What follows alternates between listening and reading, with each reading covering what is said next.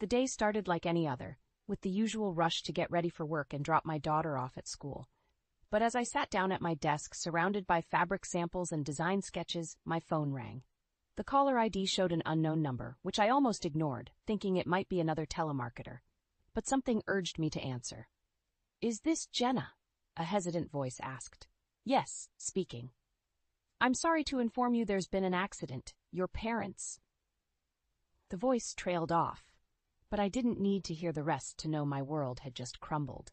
I remember asking for details, my voice sounding so distant, as if someone else was speaking. They were on their way to a quaint little town, a monthly tradition they had.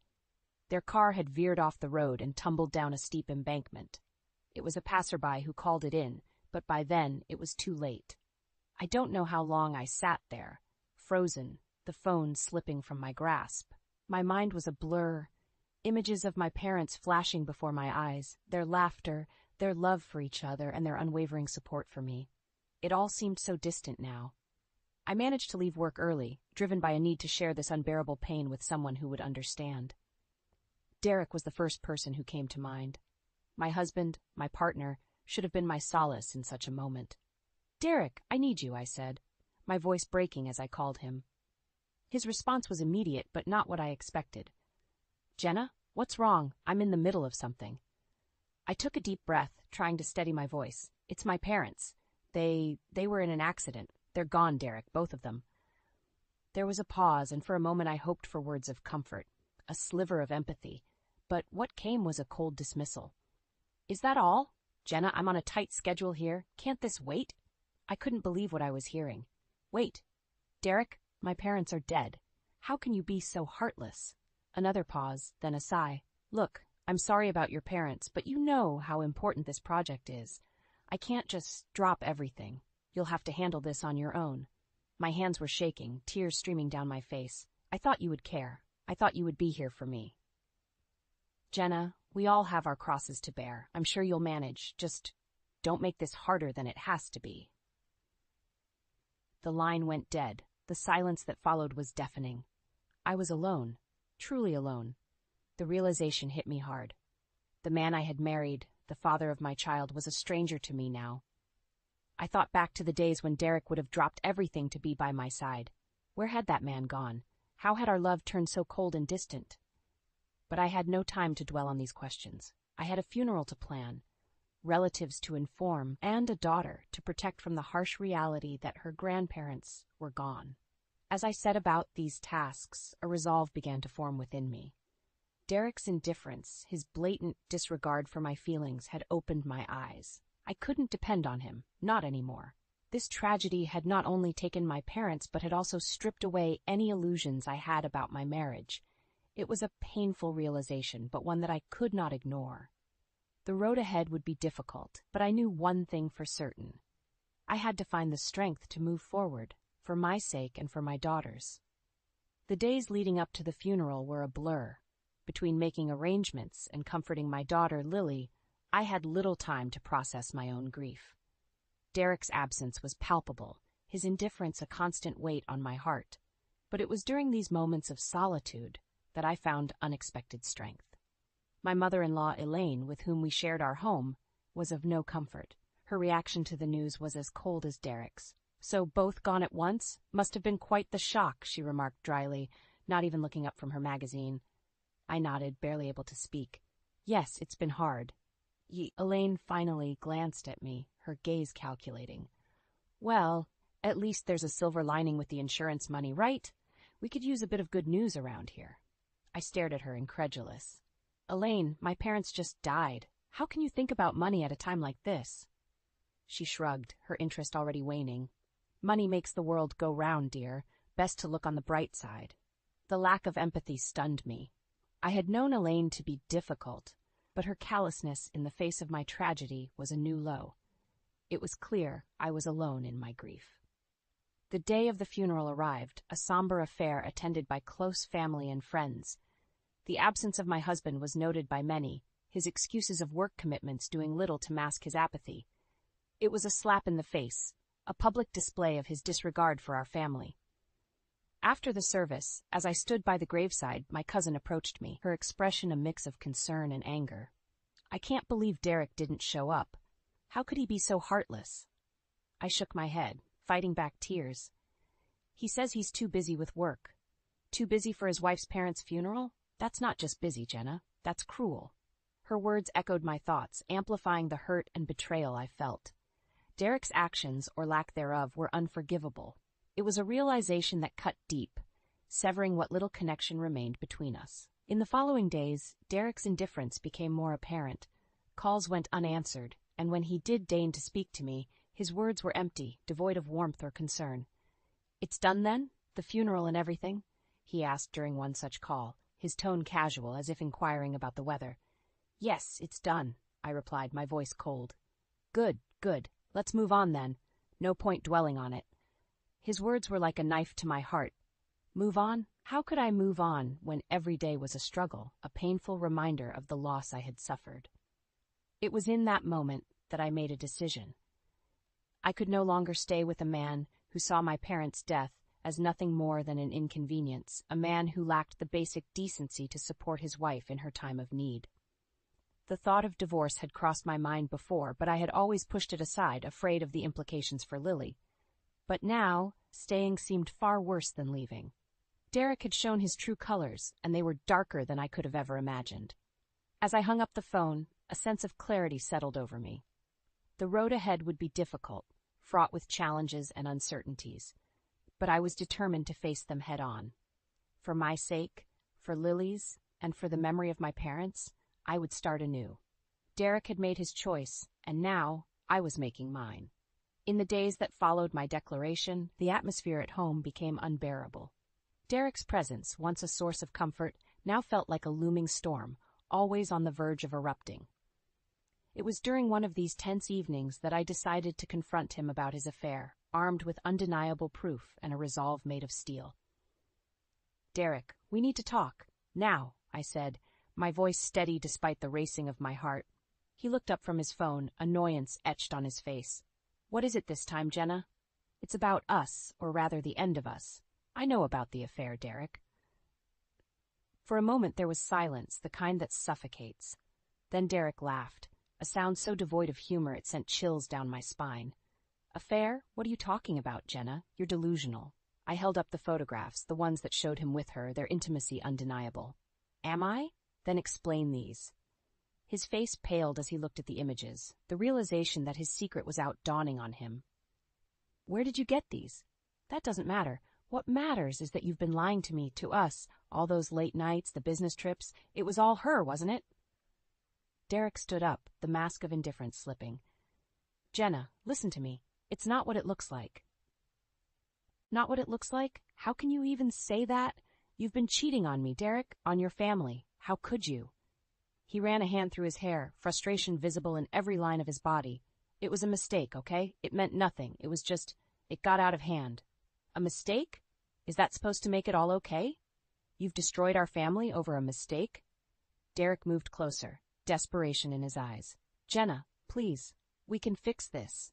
I'll end it with her. We can go to counseling, do whatever it takes. Please, don't throw away what we have." What we have.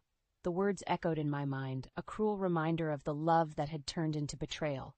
"Derek, there's nothing left to save. You threw it all away the moment you decided to be with her. I want a divorce, and I'm taking Lily with me."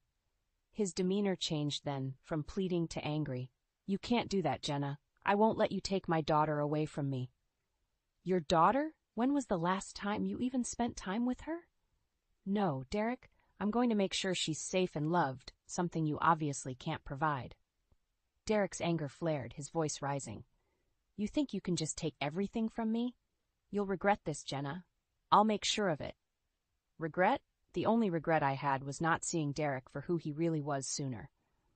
As I walked away from him, from the wreckage of our marriage, I knew the road ahead would be fraught with challenges. But for the first time, I felt truly free, ready to face whatever came next, with my head held high and my daughter by my side. The battle lines were drawn, and I was ready to fight for a better future, one where betrayal and indifference had no place. The following weeks were a whirlwind of legal preparations and emotional turmoil. Despite Derek's threats and attempts to intimidate me, I pressed forward with the divorce proceedings. It was during one particularly grueling day that I received a call from my lawyer, a call that would shift the balance of power in my favor. "Jenna, we've uncovered something that could significantly impact your case," my lawyer began, her voice tinged with a mix of surprise and satisfaction. "What is it?" I asked, bracing myself for the worst. "It's about Derek's financials. It appears he's been funneling money into a separate account, one that's linked to the woman he's been seeing. We can use this to prove financial misconduct." The news hit me like a bolt of lightning. Not only had Derek betrayed our family emotionally, but he had also been draining our resources, jeopardizing our financial security for his affair. "Can we take action against this?" I asked, my mind racing with the implications. "Absolutely. This strengthens your case for both the divorce settlement and custody of Lily. We'll make sure the court sees the full extent of his actions." Armed with this new information, I confronted Derek once again. This time, I had the upper hand, and I was determined to use it to protect myself and Lily. "Derek, did you really think you could hide your financial deceit from me? From the courts?" I asked, watching as he struggled to maintain his composure. "What are you talking about, Jenna?" he replied, attempting to feign ignorance. "Don't play dumb with me, Derek. I know about the money you've been siphoning off for your affair. It's over. You've lost." The color drained from his face as the realization set in. For the first time I saw a flicker of fear in his eyes, fear of losing everything he had taken for granted. "You can't prove anything," he stammered, but his voice lacked conviction. "Oh, but I can, and I will. I'm going to make sure you pay for what you've done, not just to me, but to Lily. But I see you've endangered her future for your selfish desires." Derek's demeanor shifted from fear to anger, a dangerous glint appearing in his eyes. "You'll regret this, Jenna. I'll make sure you get nothing." But his threats no longer held any power over me. I had the truth on my side, and I was no longer the woman he thought he could control and intimidate. "No, Derek, it's you who will regret it. I'm going to expose you for the liar and cheat you are, and when this is over, Lily and I will be free of you and your deceit." As I ended the conversation, I felt a sense of empowerment wash over me. For too long I had lived in Derek's shadow, subjected to his lies and manipulation, but now the tables had turned. I was ready to fight back, to reclaim my life and secure a safe and happy future for Lily and myself. The battle was far from over, but for the first time I felt confident in my ability to win. The courtroom was charged with tension as Derek and I faced off, surrounded by our respective legal teams. The proceedings had been grueling, but today was different. Today, the focus was on Derek's financial deceit and his affair, the evidence laid bare for all to see. "Mr. Thompson, can you explain the purpose of the separate account to which you've been funneling funds from the joint account you share with your wife?" the judge asked, his tone indicating he'd heard enough excuses. Derek cleared his throat, his usual confidence nowhere to be seen. "Your Honor, that account was for investment purposes. It has nothing to do with the allegations my wife has made." "Investment purposes?" my lawyer interjected, her voice dripping with skepticism. "Is that why there are multiple transactions linking this account to a Miss Rachel Foster, the woman Mr. Thompson has been having an affair with?" The courtroom fell silent, the weight of the accusation hanging in the air. Derek's lawyer attempted to intervene, but the judge waved him off, his gaze still fixed on Derek. "And Mr. Thompson, how do you respond to the charge of financial misconduct, specifically the misuse of marital funds for the benefit of your affair?"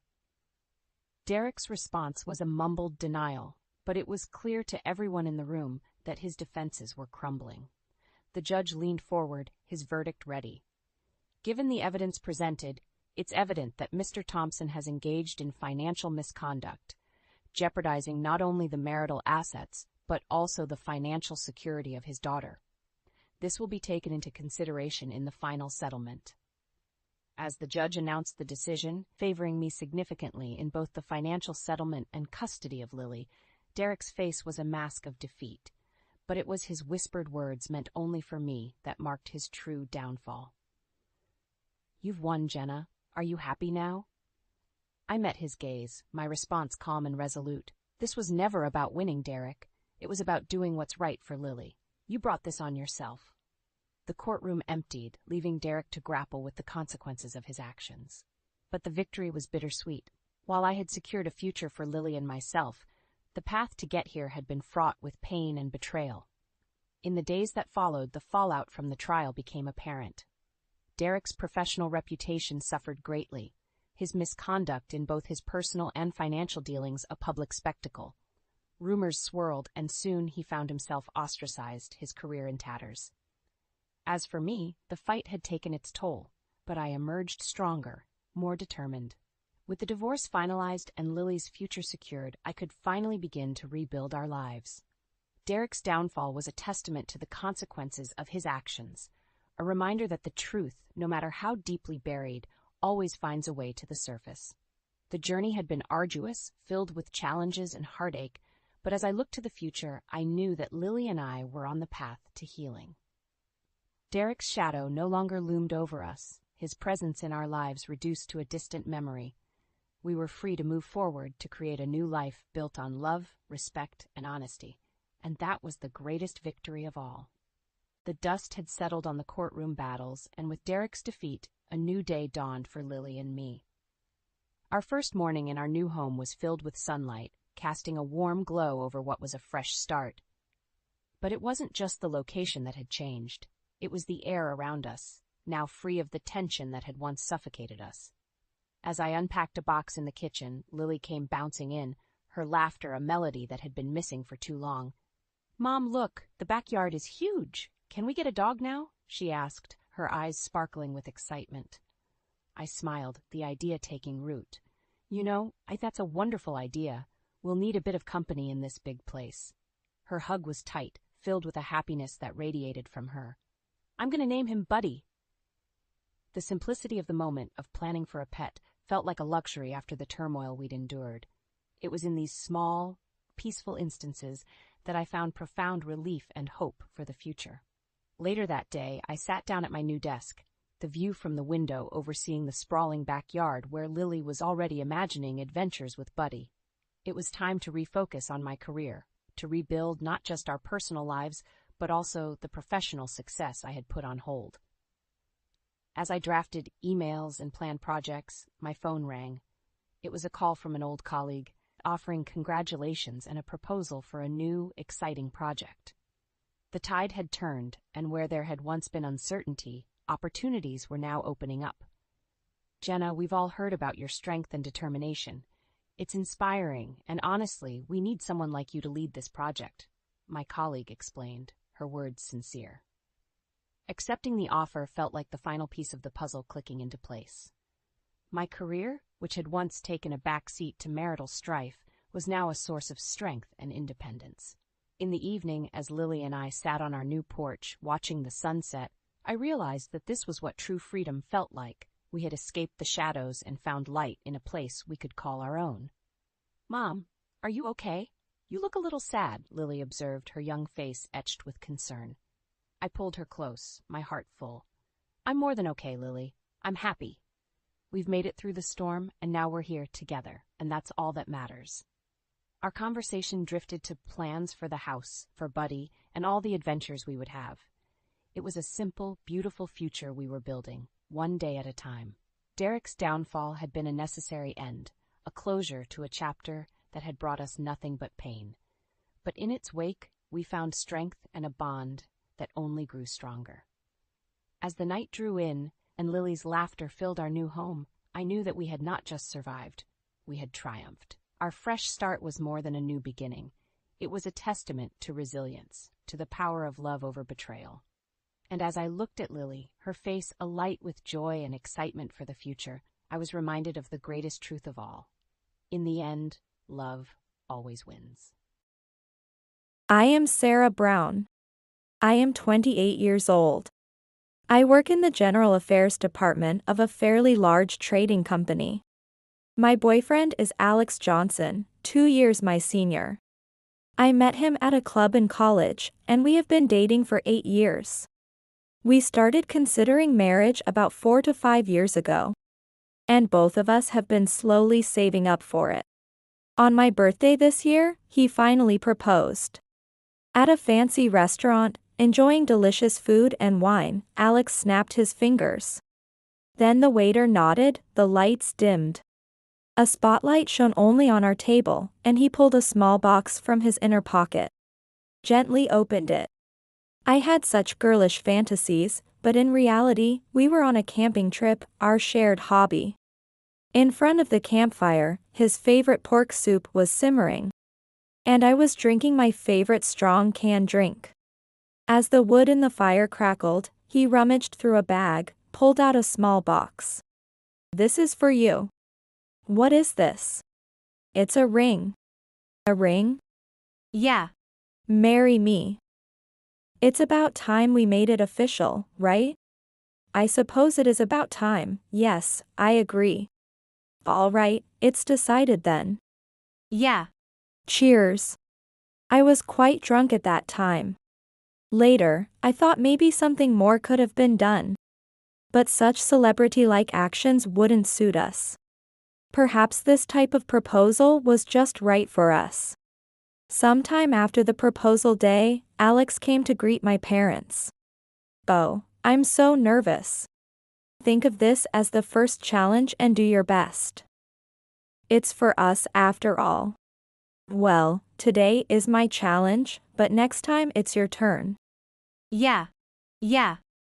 I'm fully prepared. I'll take today's Alex as a reference. You are cheeky as ever. Blame yourself for falling in love with such a woman. Look, there's my house. All right. I'll put my spirit into it. That's good, but make sure you're well-groomed too. Look, your tie. Saying that, I straightened and tightened his tie. I felt a bit happy, like I was already his wife. But that's a secret from him. My parents' house is a detached house in the suburbs. It has only 4 rooms, but it has a fairly large garden. My father has always loved the outdoors and met my mother while mountain climbing. That influenced me to also enjoy the outdoors, and camping became my hobby. I think it's a regular family. Currently, my father is retired but working at a relative's company. I was excited to join, but it turned out to be a slack job. But getting paid for this, my life is easy and carefree. He even jokes like that. Well, both of my parents are healthy and cheerful, which I tell myself is a good thing. When we arrived at the house, both parents greeted us at the entrance. Alex was still nervous, stuttering even his own name, which he must have said hundreds of times in his life.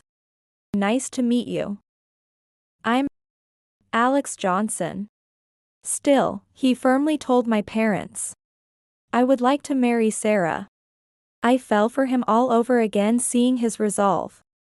My father grinned and said, "Alex, is this really okay for you?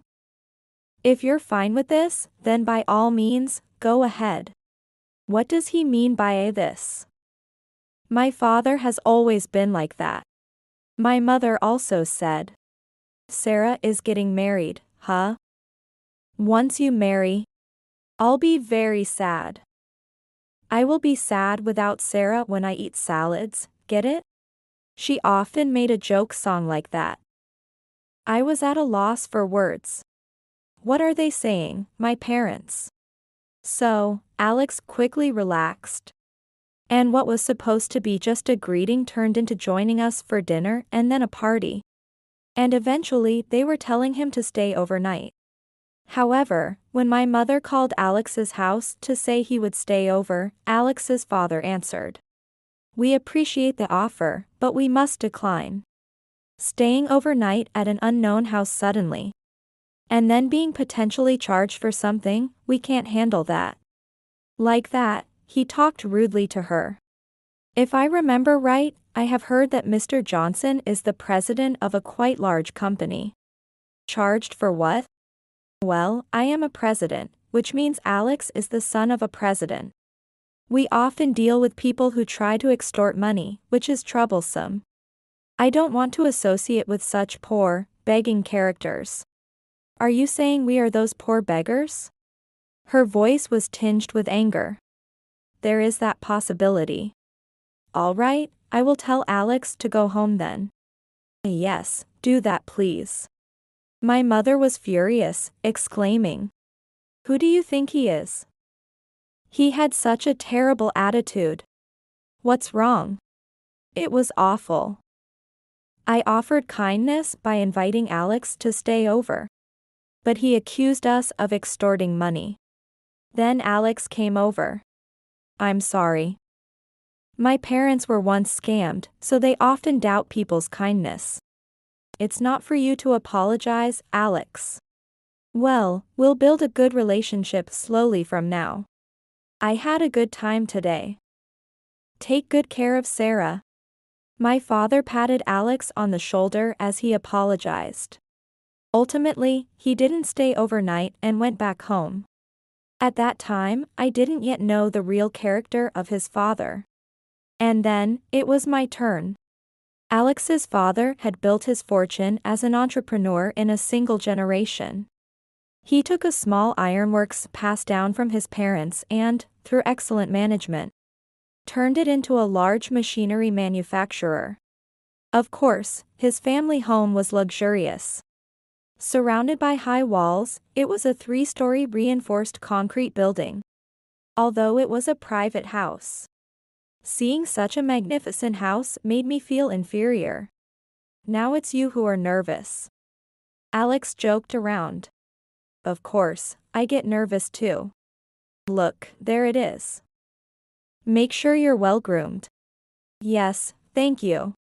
Remaining nervous, I entered the house, greeted Alex's mother who welcomed us, and was shown to the living room. There, Mr. Johnson was seated. Urged by Miss Johnson, I took a seat in front of him. Hello, nice to meet you. My name is Sarah Brown. I am getting married to Alex. It's a pleasure to meet you. Oh, I'm Robert Johnson, Alex's father. Sorry to trouble you coming all this way today. It's futile to say not to be nervous, but try to relax. Yes, thank you. Meeting Alex's father for the first time. He seemed a bit stern and somewhat in a bad mood. Let's cut to the chase. What's your purpose? Purpose, you mean? I'm the president of a large company. As you can see, I have a vast fortune. Is that your goal? I was taken aback. Purpose. The only purpose of marriage I think of is because I love Alex and want to build a happy home together. Yet here he is, conjuring up some far-fetched ulterior motive. No, I haven't thought about anything like that at all. No offense, but what are your parents doing now? My father has retired and then re-employed at a cousin's company, where he is working. I am not quite sure what he does, but he is working happily. My mother is a homemaker and is living well. Hearing this, Mr. Johnson leaned back in his chair with a dismissive air, causing me to frown. I see, but from what I hear, it doesn't sound like a very wealthy life. What is your job? I work in general affairs at a major trading company in New York. General affairs, not much chance for advancement there. Well, yes, that's true. So, you're planning to rely on Alex and me after getting married? Huh? I inadvertently let out a strange noise at his words. What is this man talking about? At that point, something clicked in my mind. I no longer felt like being polite and friendly. What do you mean by that? Mr. Johnson looked down on me and said. Exactly what I said. Your family is poor, and you're scheming to marry my wealthy son to climb the social ladder, right? Your parents also want a son-in-law they can depend on for money to enjoy their old age. Insulting not just me but also my parents? That's intolerable. What did you say? I couldn't help but raise my voice. There's a limit to how much you can belittle people. I could feel my face flushing with anger. Even Alex intervened. Dad, that's too much.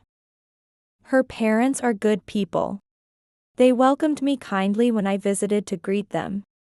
They're not the type to think about climbing the social ladder or depending on someone. However, his father overpowered the conversation. Be quiet.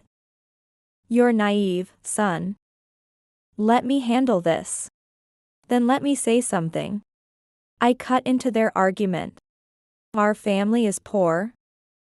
Sure, we're not rich compared to your family. But we live a decent, average life. And please don't speak ill of my parents. I respect them, and they are honorable people. Oh, calm down, Sarah. Alex tried to intervene, seeing my agitation, but I cut him off just like his father. You, be quiet. At my harsh words, Mr. Johnson glared at me and said, when I say poor, I mean families with less money than ours. Marriage won't work if both parties aren't on the same level. People without money will always expect those with money to provide for them. That's why you will definitely end up doing that too. Am I wrong? You might say it's not like that now, but it will turn out to be true eventually. This Mr. Johnson. Jumping to conclusions. Something in me snapped.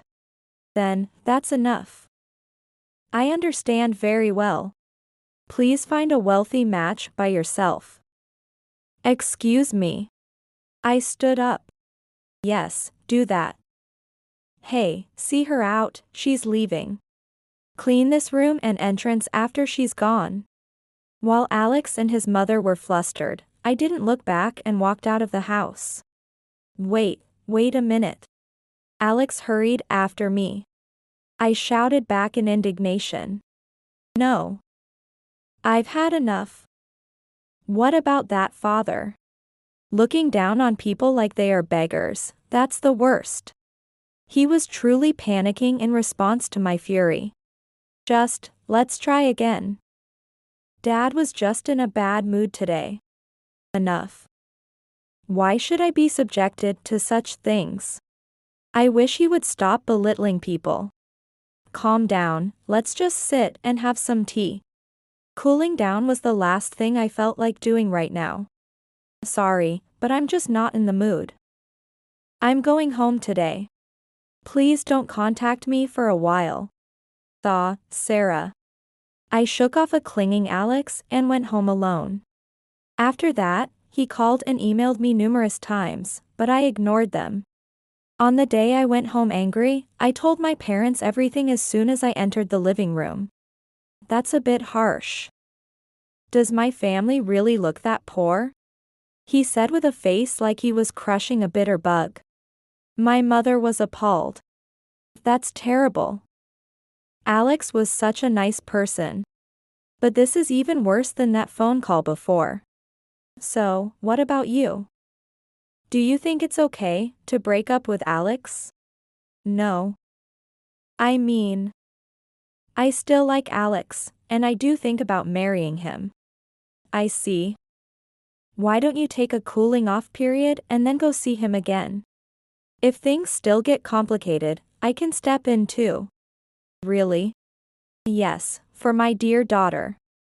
It's no big deal. My father was kind and reassuring. Hearing his words, my mother advised. It seems like they don't know much about us, so make sure you talk to them properly. Convinced by my parents, I decided to meet Alex's parents again. I resumed contact with Alex and asked him to arrange another meeting with his parents. He was pleased and quickly set it up. The gong for round 2 sounded. The opponent is formidable. Am I Don Quixote heading towards a giant windmill, or a righteous hero defeating a villain? The visit to Alex's house was set for Saturday on the weekend. If it were a final battle, it would be on a Friday, but for me, it was Saturday. Finally, Saturday arrived. I was restless from the morning, staring at the clock and waiting for the appointed time. When the time came, I met up with Alex and we headed to his parents' house. Entering the house, Mr. Johnson was sitting in the living room just like last time. "Hello, it's been a while," I greeted him. Mr. Johnson still had that bothered look in his eyes. "What, you came again?" "Yes, giving up is not in my nature," I replied cheerfully. Naturally, his attitude did not change. "No matter how many times you come, my feelings won't change, so stop wasting your time." "No, that's not going to work for me. I have my own stubbornness and pride." Hearing this, his annoyed demeanor shifted to one of resignation. "Do whatever you want." "So, do you have anything to say?" I repeated my request for marriage. "Yes, please allow me to marry Alex." "No. I will not let my Alex marry a poor person." The expected response came. "As I've said many times, we are not poor. And just how rich are you to call people poor?" Now, the counterattack began. I threw the question right back at him. "What?" "I took over my father's company, which had 20 employees, and grew it to include associated companies with 2,000 employees. That's 100 times bigger, isn't it? There's no way I am not rich, the president of such a respected company." "Oh really, and? Are you mocking me? Our sales went from $1 million a year to over $100 million now. Isn't that the company's story?" "That's not your money, is it?" "Yes, the company is big, not you." I hurled back what I had thought since the time I stormed out in anger.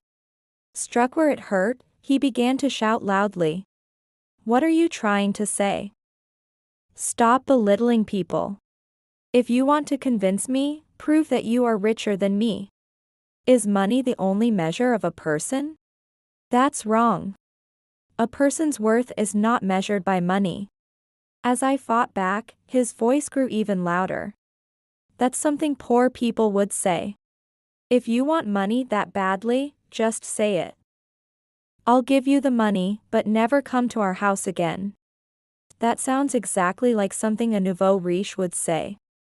"It suits you." "Hey, Sarah." "Dad, stop it, it's embarrassing."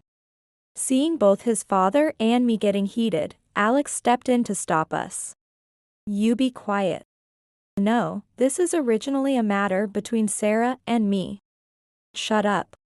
I won't be satisfied until I make this poor person understand my greatness."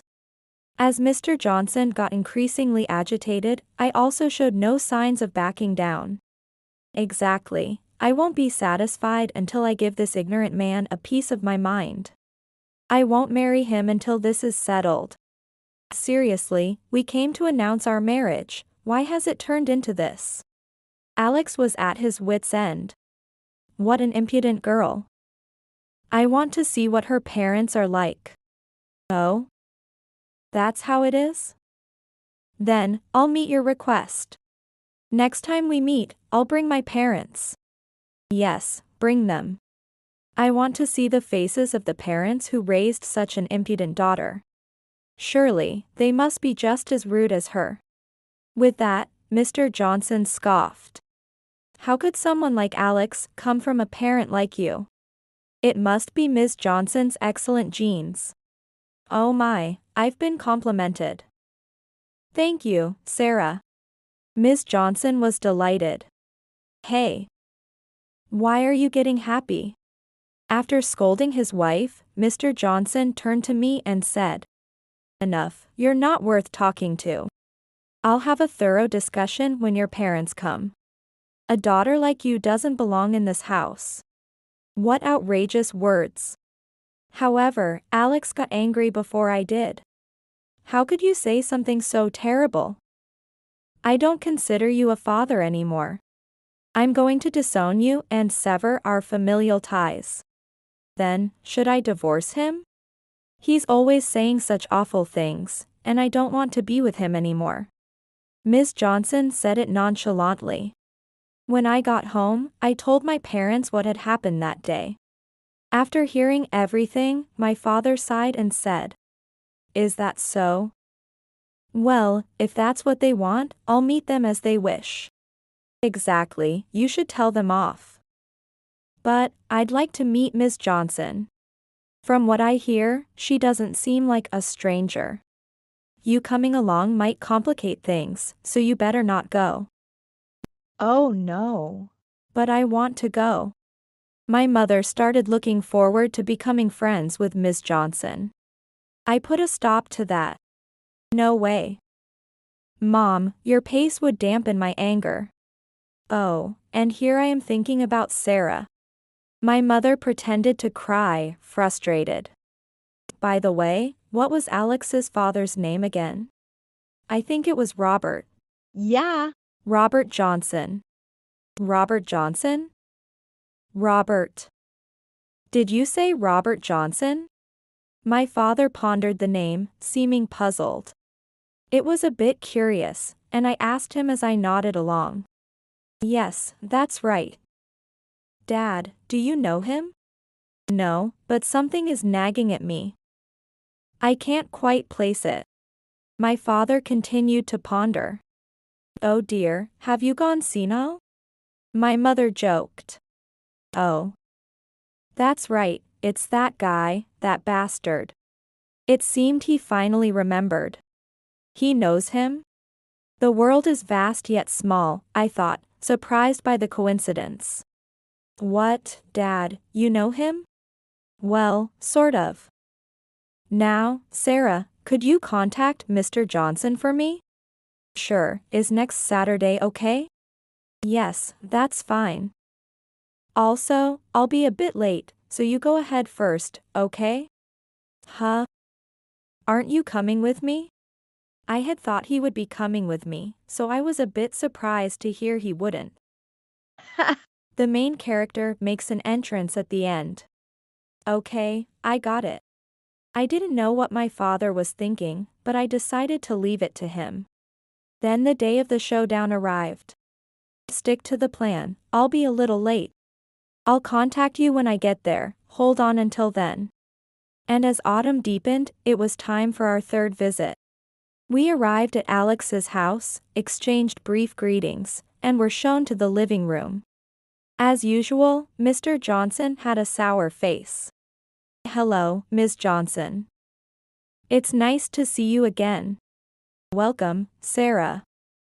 Your father is here today too. I wonder what kind of drink he'd like." Somehow, she seemed cheerful. Seeing her made me feel a bit more at ease. "Don't bother with drinks." "And why are you here again? This is the third time. Our fine liquor is wasted on poor people." "Thank you for your concern, Ms. Johnson, but I'm fine for now." "By the way, isn't your father supposed to be here? Did he get cold feet?" Mr. Johnson continued to speak condescendingly. "No, he's just running a bit late, I apologize." "Well, it doesn't matter, it won't change anything even when he arrives." Alex, slightly irritated, rebuked him. Alex has it tough, I thought. Enough already. I'm the one getting married. It's not your place to keep complaining, is it? His words didn't reach his father. Mr. Johnson responded dismissively.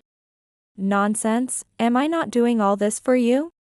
Alex responded, "That's more than I need." As we were having this barely passable discussion, my father contacted me. My father just contacted me. He's arrived. Then, the doorbell rang. "Hello. Ms. Johnson, welcome, it's been a while." Ms. Johnson did a strangely formal greeting. "It's been a while?" "But, Dad is supposed to be meeting her for the first time." I was curious. Then I heard, "Oh, you remembered me, I'm pleased. I apologize for the intrusion, but today I am here as Sarah's father, Daniel Brown. Thank you for your consideration for my daughter." "Don't mention it." "Well, everyone has been waiting for you. Please come this way." "Yes, thank you." Such exchanges took place, and my father was led into the living room. "Hey, Robert, long time no see," my father said as he entered, and suddenly Mr. Johnson stood up straight. "Oh, you are Major Brown." "No, I mean, you were a colonel before you retired, I apologize." "Colonel Brown. It has been a while." Then he saluted.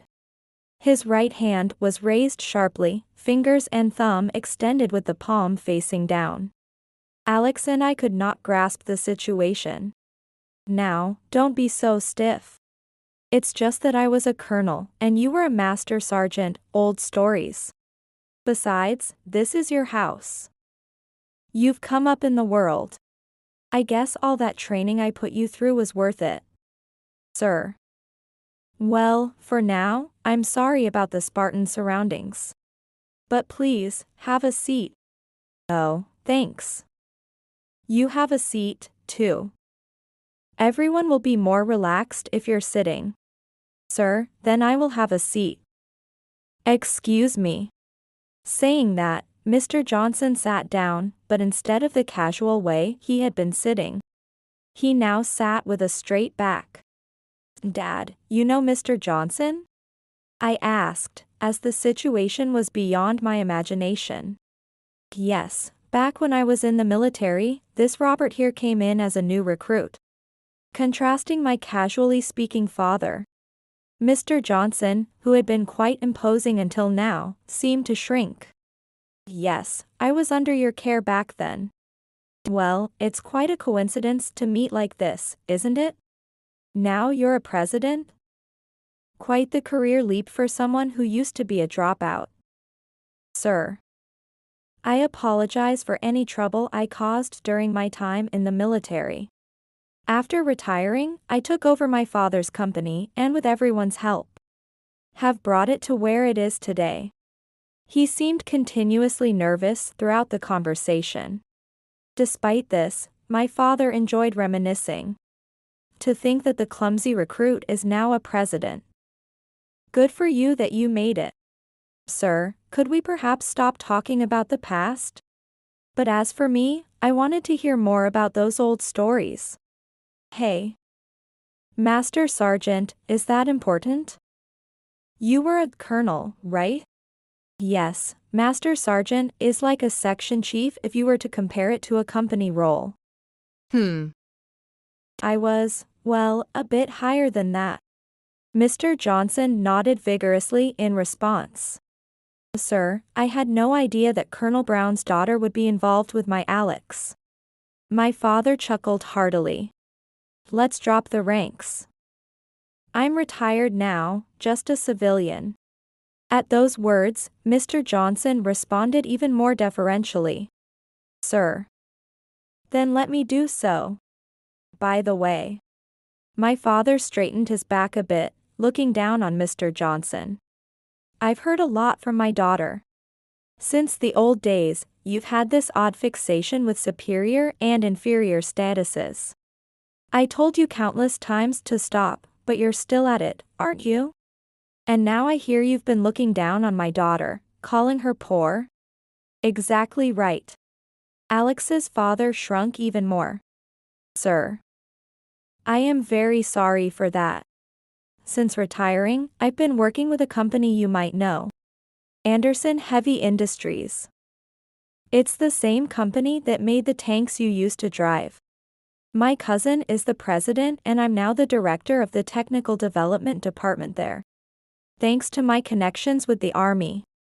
Yet another connection spilled from my father's mouth. This revelation widened Mr. Johnson's eyes. "What, Anderson Heavy Industries?" "Yes, that's right. If I remember correctly, our companies have a business relationship with you." "Yes. Anderson Heavy Industries is a very important partner to our company. And we are extremely grateful for their support. I didn't come here to talk about work, but given the current situation, maybe it's something to think about?" The pressure from my overlooking father was immense. And Mr. Johnson shrank even smaller. For me, who had been looked down upon as a poor and wanted to see what her parents look like. This was truly exhilarating. No, that would be very troubling. At that response, my father's tone became slightly harsher. Then shouldn't you, as a parent, be blessing the marriage of Alex and Sarah? We're not as poor as you think. Yes, you are correct. I am very sorry for my rude behavior. Saying that, Mr. Johnson continuously apologized in his formal position. Did you hear that, Alex? Sarah. Now, there should be no more issues with your marriage. My father looked up with a mission accomplished expression and turned to us. Yes. Thank you very much. Alex sincerely expressed his gratitude. Dad, thank you. I also expressed my thanks. If it weren't for my father, this conclusion might not have been possible. I truly felt grateful to have my father. Mr. Johnson remained looking down. Ms. Johnson, who was pleased with the term Sergeant Johnson, placing her hands on her hips and striking a defiant pose. Sergeant Johnson. With this, you agree to their marriage, right? Even you, what are you saying? Mr. Johnson became quiet. My father looked at me, gave a thumbs up, and winked. Then, Alex and I had our wedding without a hitch. Many of my father's university classmates attended the reception. It seemed he and his classmates had been prestigious in the military because Sergeant Johnson was made to stand at attention and was teased by everyone. At the wedding entertainment, my father's classmates performed something called military exercise. Of course, Sergeant Johnson was in charge of calling the commands and led the routine. Watching these grown men sweat as they exercised, Alex and I burst into laughter. After that incident, Ms. Johnson started calling his husband Sergeant Johnson and commanding him whenever she had requests. Now, she seems to have the upper hand. Alex and I are living a happy life together. We are blessed with 2 sons. My father adores his grandsons and becomes completely soft when he sees them. One day, when a friend from my father's days visited, they saw him being affectionate with his grandsons and chuckled, saying, "The man who was called the Demon Daniel." Today, my father and my sons are playing heroes in the garden. Special move. Miracle beam. Zop. Geek. I've been hit. Both my father and children are covered in mud. Really, they're just boys, huh? Saying this, I laughed along with my mother. My children, maybe you'll become real heroes in the future? Keep it up, future heroes.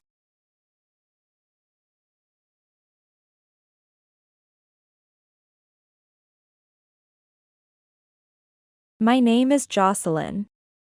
I am 29 years old and have been married for 2 years. My husband's name is Danny.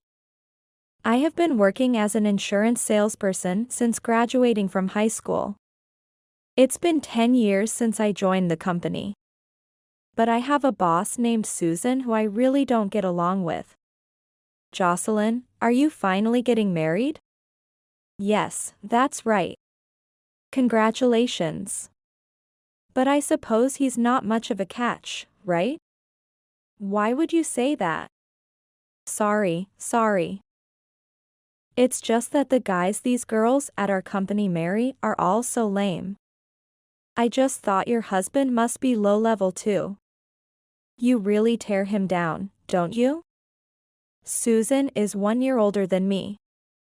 She is single and has no boyfriend. Over the 10 years since I joined the company, several younger female employees got married before Susan did. She always got irritated whenever she heard marriage news. And she always followed the pattern of prying into the spouse's details and making snide remarks. Until now, I was just an observer of those conversations, but finally, it was my turn to be spoken about. However, Susan's reaction this time was a bit different. So? What does your partner do? Oh, you mean his job? Yeah. Not that it's anything impressive, but I'll listen just for the sake of conversation. What will you do with that information? If you're hiding it, it must be because you're too embarrassed to say. It's not like that. Then there's no need to hide anything, right? I didn't want to talk too much about him to Susan, who loves gossip. But she was so persistent that I ended up telling her which company my husband worked for. Danny works for a company that is well known as a top-tier corporation. Wow. Really? That company is super top tier. But that means the work is tough. I see. But where did you meet such a high-quality guy, Jocelyn? We've been together since our student days. Really? That was lucky. Lucky? Well, I mean, you have such an average face and seem like a typical girl. I was just curious where you met such a good person. That's a rather sharp way of speaking. Oh, not at all. If it sounded like sarcasm, I apologize. It's okay. Introduce him to me sometime. Yes. We had a conversation like this 2 years ago. I had no intention of introducing him, but Susan was so persistent that I let her meet Danny just once. I had no idea it would turn out like this. Long time no see. Looking forward to working with you again. My company occasionally transfers people. Susan had been working at another branch since last year but now returned. As I had been able to work without stress for a year since Susan was gone, I was quite upset when I learned she was coming back. Looking forward to working with you again. How are things going with your elite husband? You mean Danny? Yes. Why do you care? Just a little curious about whether you're still getting along. I see. By the way, I heard you recently bought a condo. Yes, I thought paying rent was a waste, so I finally bought one. But how do you know that? Just a little bird told me. Have you been in contact with Danny? What? You knew? Susan too, huh? What do you mean too? Never mind. How long have you seen Danny? About a year ago. I ran into him in town after I transferred, and we just hit it off. I see. After hearing the story, it seemed that Susan had run into Danny by chance after she transferred. She had been interested in Danny from the moment she first met him, and boldly struck up a conversation. The two of them clicked and are still getting along well. And now, Susan had some shocking news. If you knew I was dating Danny, I don't have to hide it. Oh. So you're not just in touch, you're actually dating him. That's right. Sorry. You don't need to apologize. Is that the composure of a wife? Well, then I'll let you in on another shocking fact. A shocking fact? What happened? Actually, I'm pregnant. It's Danny's baby. It's still very early, though. What? I didn't hear you clearly. Whose baby did you say you're carrying? Danny's. Is that so? I got the DNA of a rich man.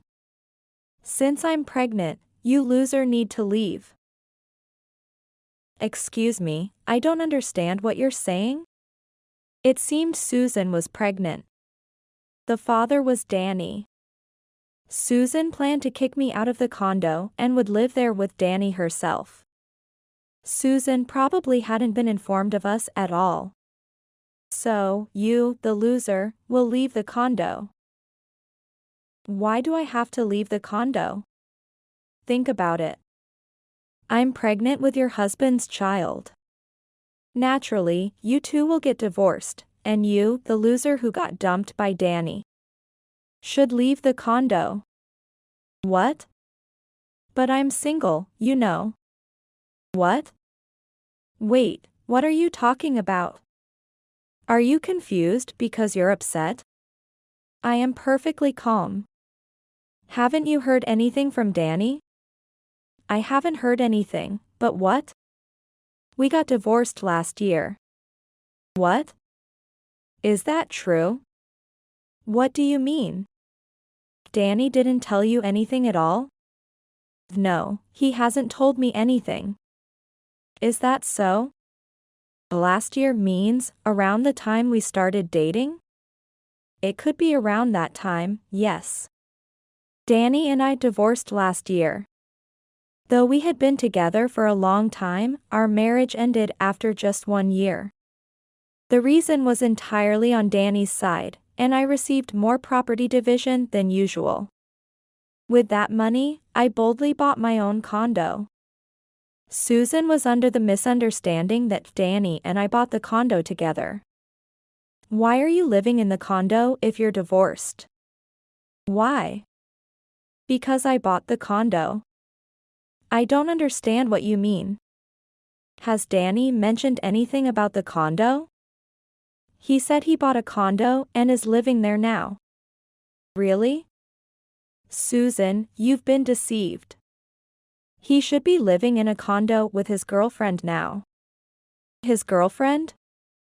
I'm Danny's girlfriend. Do you want to hear why we got divorced? Yeah. Tell me. The reason for our divorce was Danny's infidelity. Infidelity? With whom? He cheated with a young girl and we got divorced. This is the first I've heard of it. Maybe Danny thought he could keep living as if he was still married, while having an affair with her and also cheat with you. I was considering divorcing Danny after he cheated. But I wanted to trust Danny again, having been together for so long. After many discussions, Danny strongly requested a divorce, offering more property division. So I decided to divorce if he was that determined. It appears that Danny was also cheating with Susan, aside from that young girl. Realizing what a scumbag he truly was, I almost wanted to applaud Danny's dexterity in juggling his affairs. So, even though I'm pregnant, I'm not his main girlfriend? Don't ask me. I wouldn't know. You better discuss that with Danny. But Danny is crazy about me, so I won't lose to some young girl. You're very confident. I'll take Danny away from any other woman. He's a quality man. Well, good luck with that. Then, for a while, Susan was off work due to severe morning sickness. A month later, she returned to work, and she had more shocking news. After all, Danny told me I'm his number one. Is that so? Good for you. He was happy when I told him about the baby, and he chose me over the young girl. Then that's good for you. So, I've decided to quit my job. What? Really? I'm going to be a full-time homemaker. You've always wanted to be a homemaker, haven't you? That's great. It seems like I'm special to Danny after all. Then I wish you happiness. Well, I guess we won't be seeing each other anymore. And you must be feeling lonely having your husband taken away, but take care and stay healthy. Danny seemed to have chosen Susan easily. Despite having paid a large amount of property division to leave me for a younger woman, Susan, utterly elated with happiness, had no idea at that time that Danny was keeping another secret from her. A few months later, Susan, now visibly pregnant, suddenly appeared at the company. Susan, long time no see. Is something wrong? Did you know about it? What? What are you talking about? That Danny has quit his job. What? Danny quit his job? You didn't know either. I've been deceived all this time. When we were married, he often said the job was tough and that he wanted to quit. But when did he quit? Probably after you divorced. I see. Danny quit his job sometime after our divorce. Apparently, he quit impulsively after a dispute with his boss. After quitting, Danny was dumped by the young girl who was the reason for our divorce. It seems that the young girl was Danny's true love. But Susan's pregnancy conveniently led to their marriage. You didn't realize he had quit his job? He was leaving the house in a suit every day, so I had no idea. That's terrible. He was once my beloved husband. But now I think he's the worst from the bottom of my heart. If I had known it would come to this, I would have stayed single.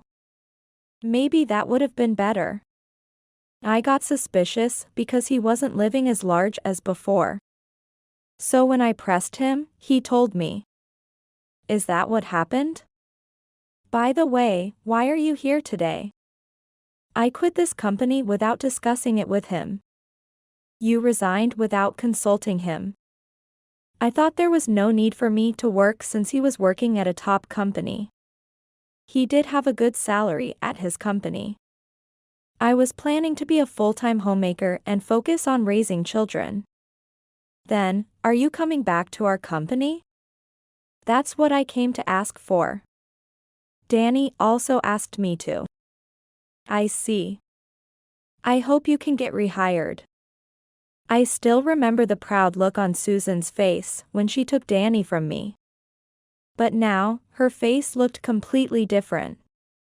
They already hired someone new and rejected my reapplication immediately. Is that what happened?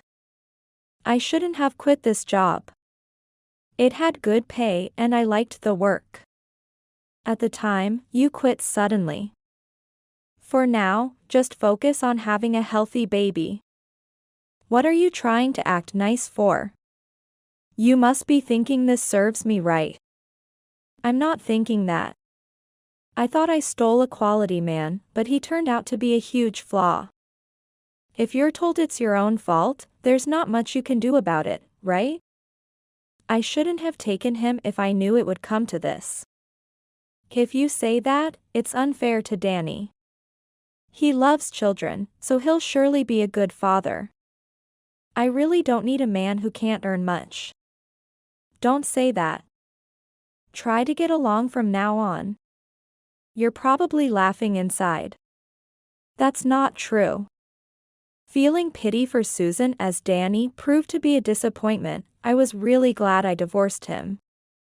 Susan left the company with a heavy heart. A few months later, Danny suddenly called me. It's been a while. What's up? Well, I just wanted to hear your voice again. What's that about? Isn't it about time for the baby to be born? Actually. What? What is it? Susan found out about my affair and left. What? You cheated with another person? You never learn. Because it's not fun talking with Susan, and I'm not happy with her, so I had to cheat. What's that? Danny, you really only think about yourself. Of course. My own happiness comes first. I see. You always love yourself the most. By the way, are you working properly now? I'm working at a company with a low salary now. I shouldn't have quit my previous job. That was a waste. It seems Danny cheated again. This led to discussions about divorce with Susan. And it looks like she might sue him for property division and child support. And then, he said something unbelievable to me. Jocelyn. Let's get remarried. What? What are you talking about? Because you used to love me so much. That's a story from the past.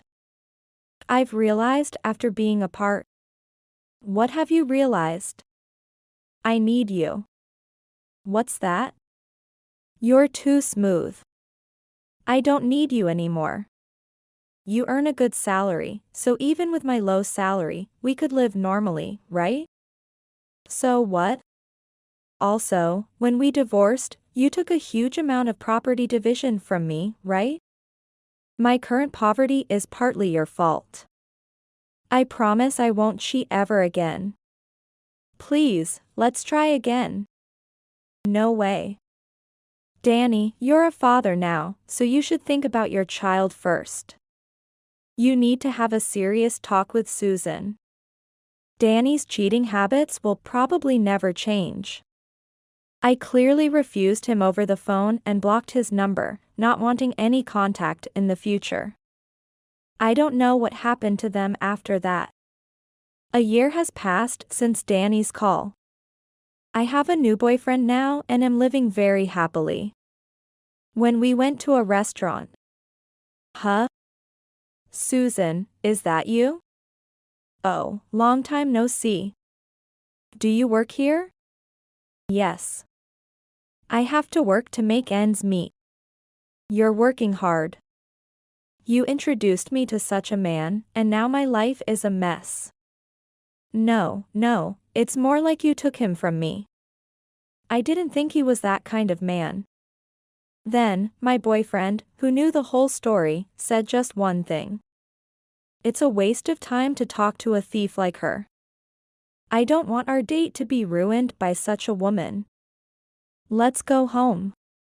With that, we left the restaurant. The frustrated look on Susan's face at that moment. I will never forget that face. It seems Susan and Danny are still living together for the sake of their child without getting divorced. Because Danny doesn't earn enough, Susan has to work multiple part-time jobs. Her life is far from her dream of being a homemaker. The price she paid for trying to steal happiness from others was great. As for me, I have received a raise at work and am enjoying my job. And now I'm spending a peaceful and happy life with my kind boyfriend. When I had my husband stolen by a close boss, those were truly mentally tough days.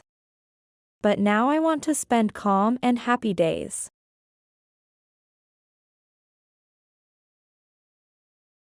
Get out with your kids, old hag.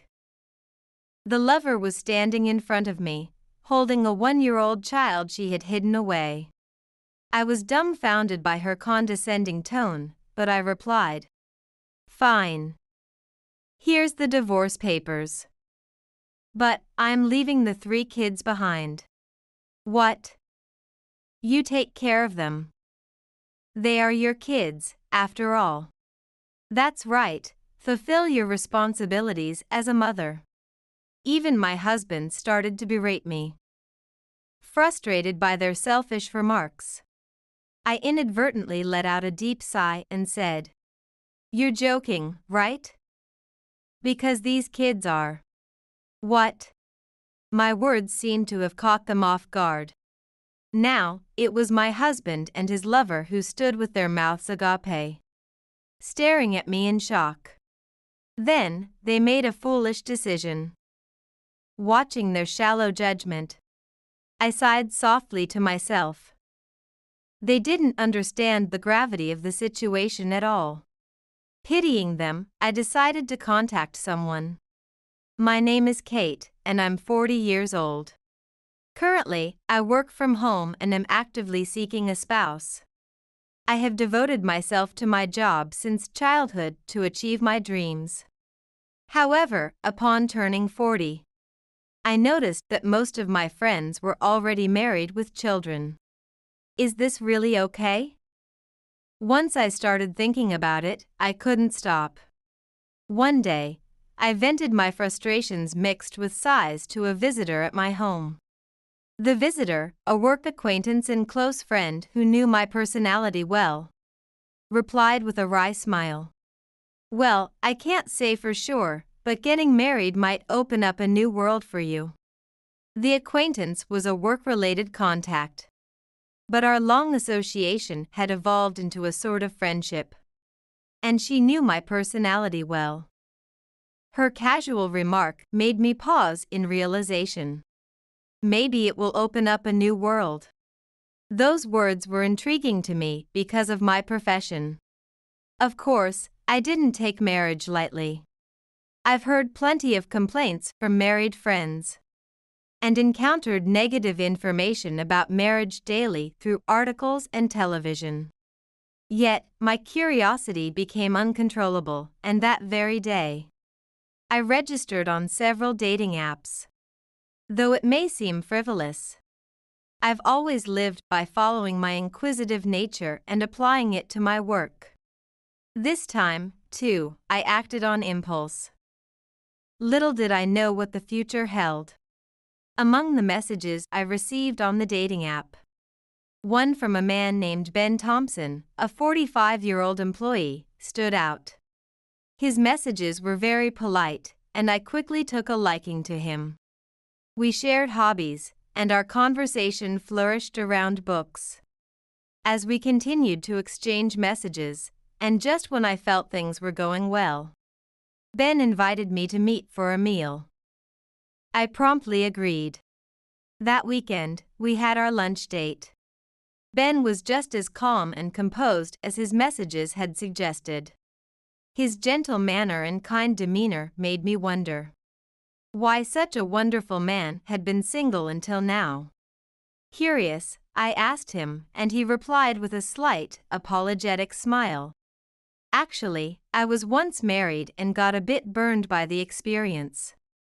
Plus, work kept me so busy that I just got older without realizing it. Indeed, Ben was divorced, a fact noted on his profile page. Despite this, something about his photo had caught my eye, perhaps it was intuition. After comparing many other men's profiles, none attracted me as much as Ben. Meeting him confirmed my instincts were right. I strongly felt I wanted to date Ben. Our meal was delightful, and we quickly made plans for another date. 2 months later, Ben proposed to me. I was thrilled and agreed to marry him quickly. While I wondered about the speed of our engagement, I rationalized that at our age, there was no point in delaying. Given our ages, I'm not too fussy about having a wedding ceremony. If that's what you want, I have no objections. Overcome by embarrassment, I almost skipped the wedding preparations and decided to move in with Ben immediately. I wanted to start our married life as soon as possible. Thus, I quickly handled all the necessary procedures and moved into Ben's house. But before that, Ben and I had this conversation. Sorry, but could you handle this while you're running your errands? He handed me a marriage registration form, already signed by him as the applicant and guarantor. Understood. I'll submit it later. I took the documents, but with all the moving and paperwork, I forgot to submit them. As I planned to do it later, sudden work emergencies piled up, and I completely forgot about it until after I had moved into his house. Realizing this, I thought to myself, I must not forget to submit it later as I walked into his house. That's when something unbelievable happened. For the first time, I discovered that Ben had children. During the 2 months we dated, I had never been invited to his house. At the time, I thought nothing of it, but now it seemed there was a reason. And it was a bit of a shock. As I stood there dazed, Ben suddenly spoke in a stern voice. Ah, yes. From now on, you'll also be taking care of the kids. Don't slack off. His tone had changed from before as he ordered me around. As I exclaimed, "What?" 3 young boys came bustling out from the back of the house.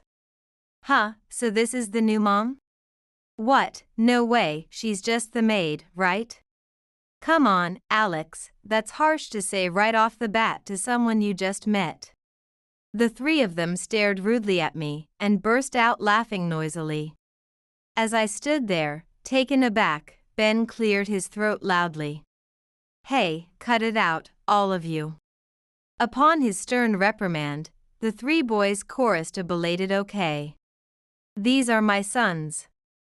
From oldest to youngest, Chris is 18, Alex is 17, and Justin is 16. All are in high school, and Chris is a college applicant. Make sure you take good care of them. Saying this, Ben mentioned he was going to take a bath and left the room. I stood there for a while, dumbfounded, staring at the three boys. Then, they began to sneer and make belittling remarks again. "What's with that stupid look, old hag? Yeah, don't just stand there.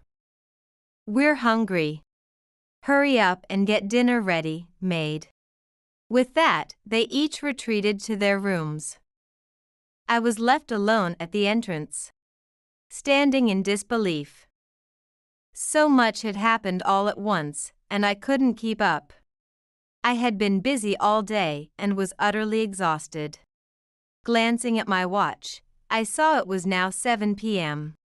I finally entered the house and headed for the kitchen. Though told to make dinner without any guidance. It was my first time here and I didn't know where anything was. Sighing, I peeked inside the refrigerator only to find a few drinks and some condiments.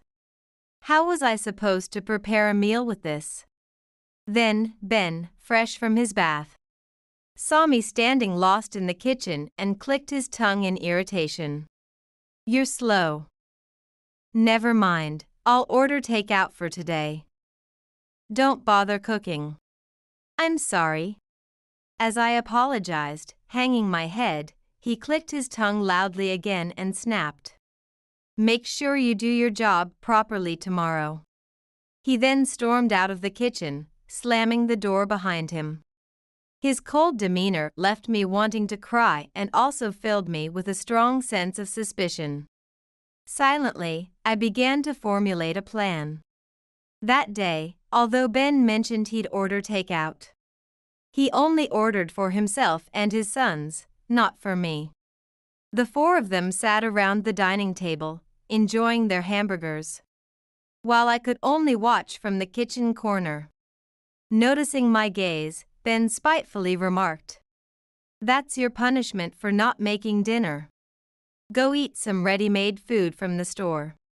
Hearing this, I bowed my head and left the house. There was a convenience store nearby, I remembered as I trudged off to buy my dinner. When I returned with my ready-made meal, Ben and his sons had already finished their dinner and returned to their rooms. The remains of their takeout hamburgers were left untouched on the kitchen table. I sighed as I cleaned up and ate my bland dinner alone. I hadn't expected such treatment on my first day.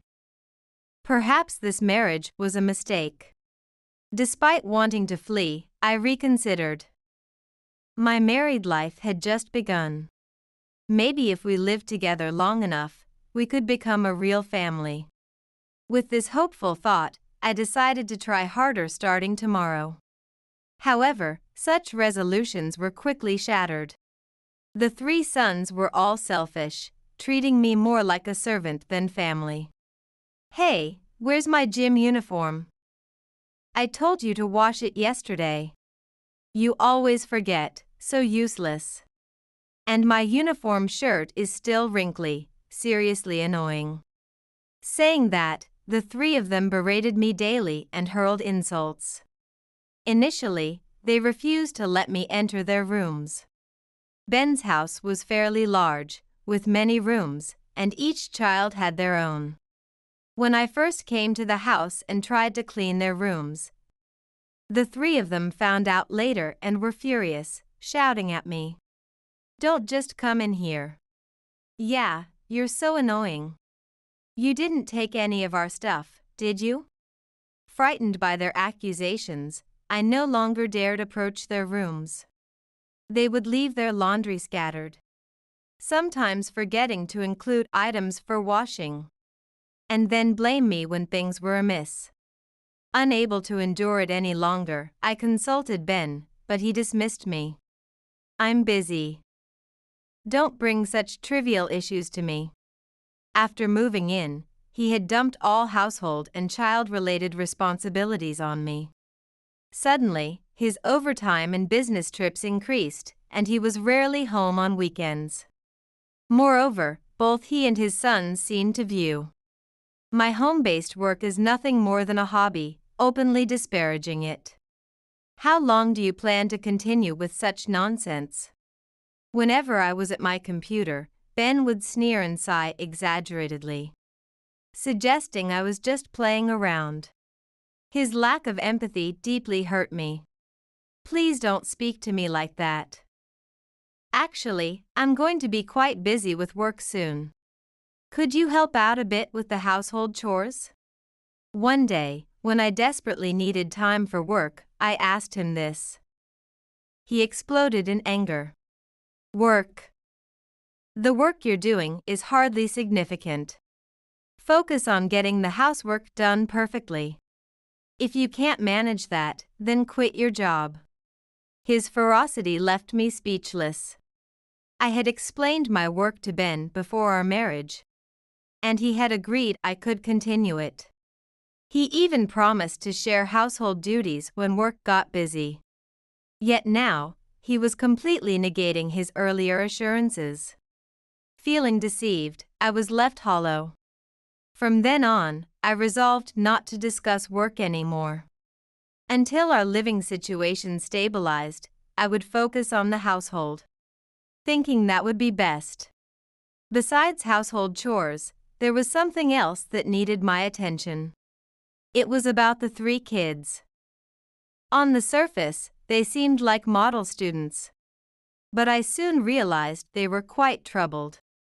At school, they behaved without any issues, but at home, they invited bad company and engaged in problematic behavior. What started as hidden drinking and smoking a few months ago had now become blatant in front of me.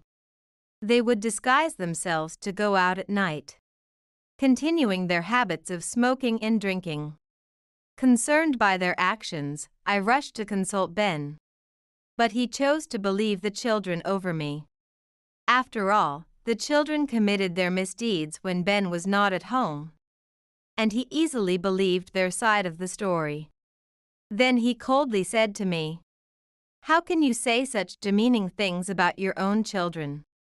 I find your character, willing to falsely accuse them so easily, unbelievable." Ben's outright dismissal left me speechless, and seeing such a father. The children casually joined him in calling me terrible. "Dad, she was slacking off with the housework yesterday too." "Yeah, she seems to have been on the computer all day until we came back." "The cleaning isn't done properly either. We can't concentrate on our studies like this." Then my husband scolded me fiercely. Being continuously blamed by both my husband and the children, I gradually lost my place in the home. Amidst this, I faced even further misfortune. Taking advantage of their father's trust, the sons not only looked down on me but also started pinning their own misdeeds on me. And they reported this to Ben. "Hey, Dad. She was stealing money from your wallet." "What? Is that true? There's no way I would do that." I desperately denied the accusation, but the children, smirking, didn't listen to my explanations. In the end, under the coercion of Ben and the children, I had to pay a substantial amount of money as compensation to avoid further punishment.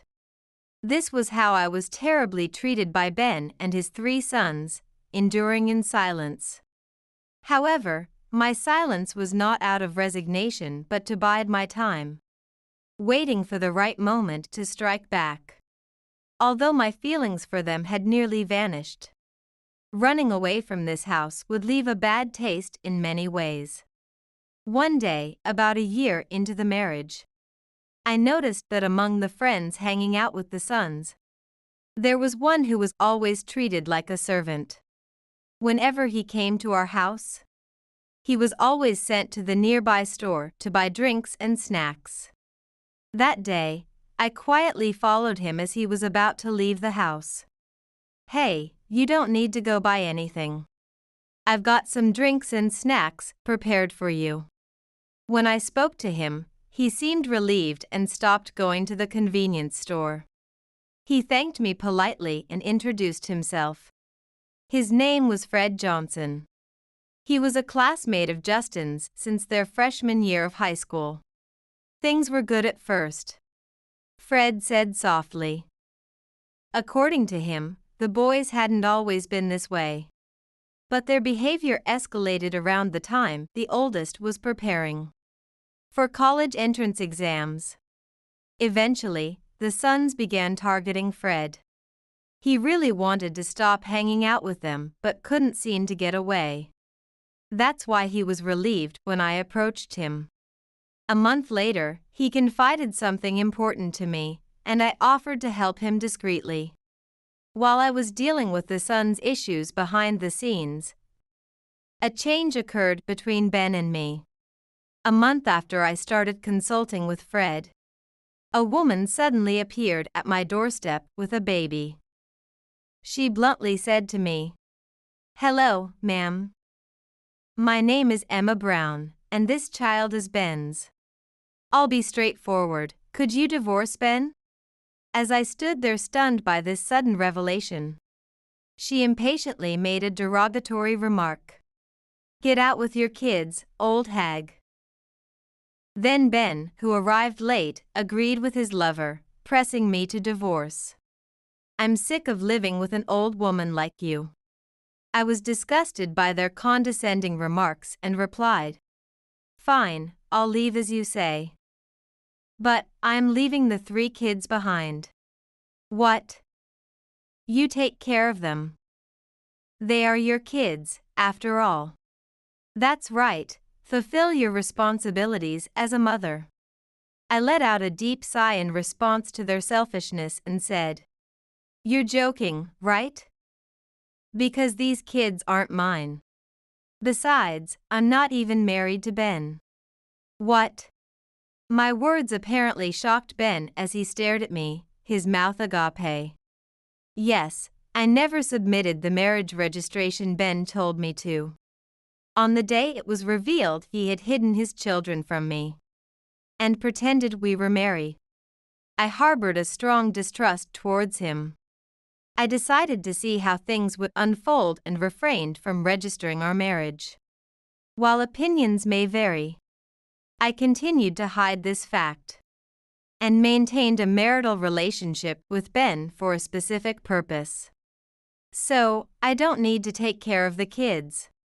I firmly stated this and announced my departure from the house. Initially stunned, Ben soon smirked unpleasantly, and his lover laughed loudly. "What?" Then we're even spared the hassle of a divorce and property division.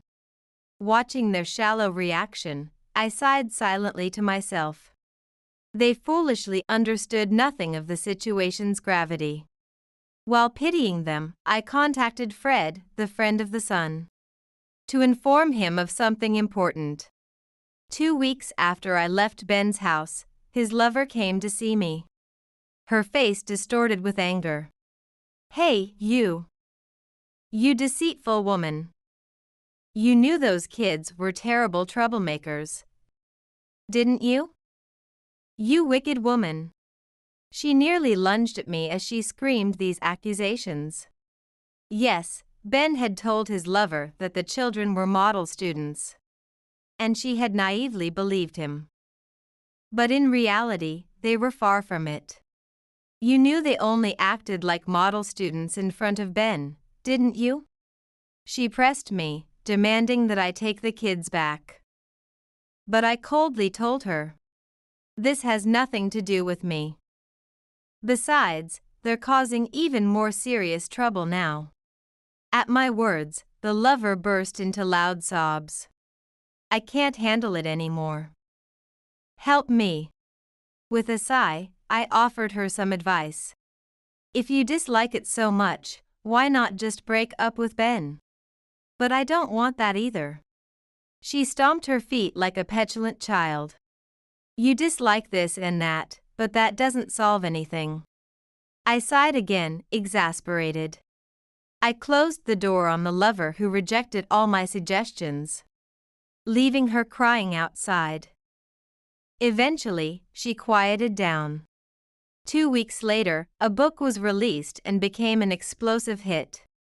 It spread through word of mouth online, drawing significant attention. The story resembled my experiences with my husband and his lover.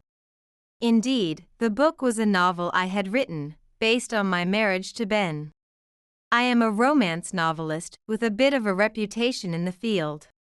My venture into a gritty drama of love and hate had caused quite a stir for its new style.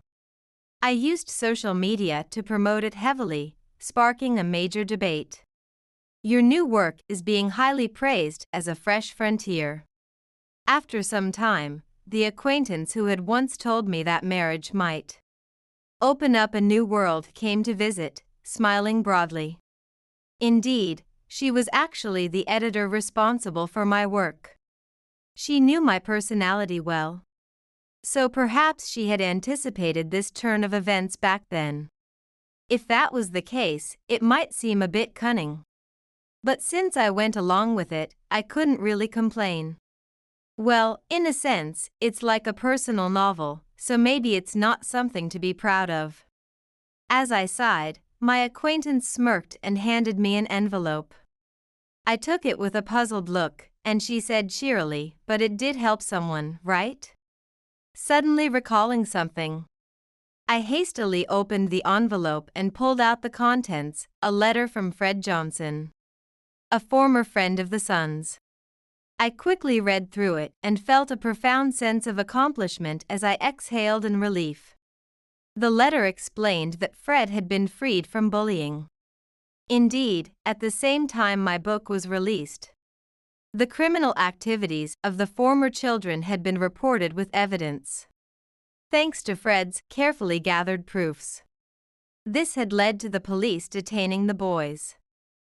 Because of the uproar, Ben also became a topic of gossip in the neighborhood. Many readers pointed out similarities to the novel and speculated online, quickly identifying personal details in today's digital age. It was terrifying how the novel's models were pinpointed to be Ben and his family, causing him to be whispered about by neighbors. Eventually, the boys were sent to a juvenile facility due to the severity of their actions. But their poor attitudes apparently led to them being bullied there. Ben ultimately lost his job due to the scandal spreading to his company, finding himself without a place. When the lover found out Ben was unemployed, she took the child and fled. It turned out her attachment to Ben had been more about his income than love. She was reportedly struggling to raise the child alone, working in a night job. Ben, unable to find regular employment due to the scandal, resorted to day labor. This marriage experience allowed me to write novels from a different perspective. Though it might seem like I used my marriage to gain experience, I reconciled it with myself as acceptable. Though my time with Ben and his children was short, it seemed to have significantly grown me as a person. There might be others who suffer through worse marriages without being able to express their pain. I decided to focus on such people in my future novels. And with this experience, I aim to reach new heights as a writer, continuing to write works influenced by what I've gone through. Having set a new goal, I am now diligently working on a new piece at my computer.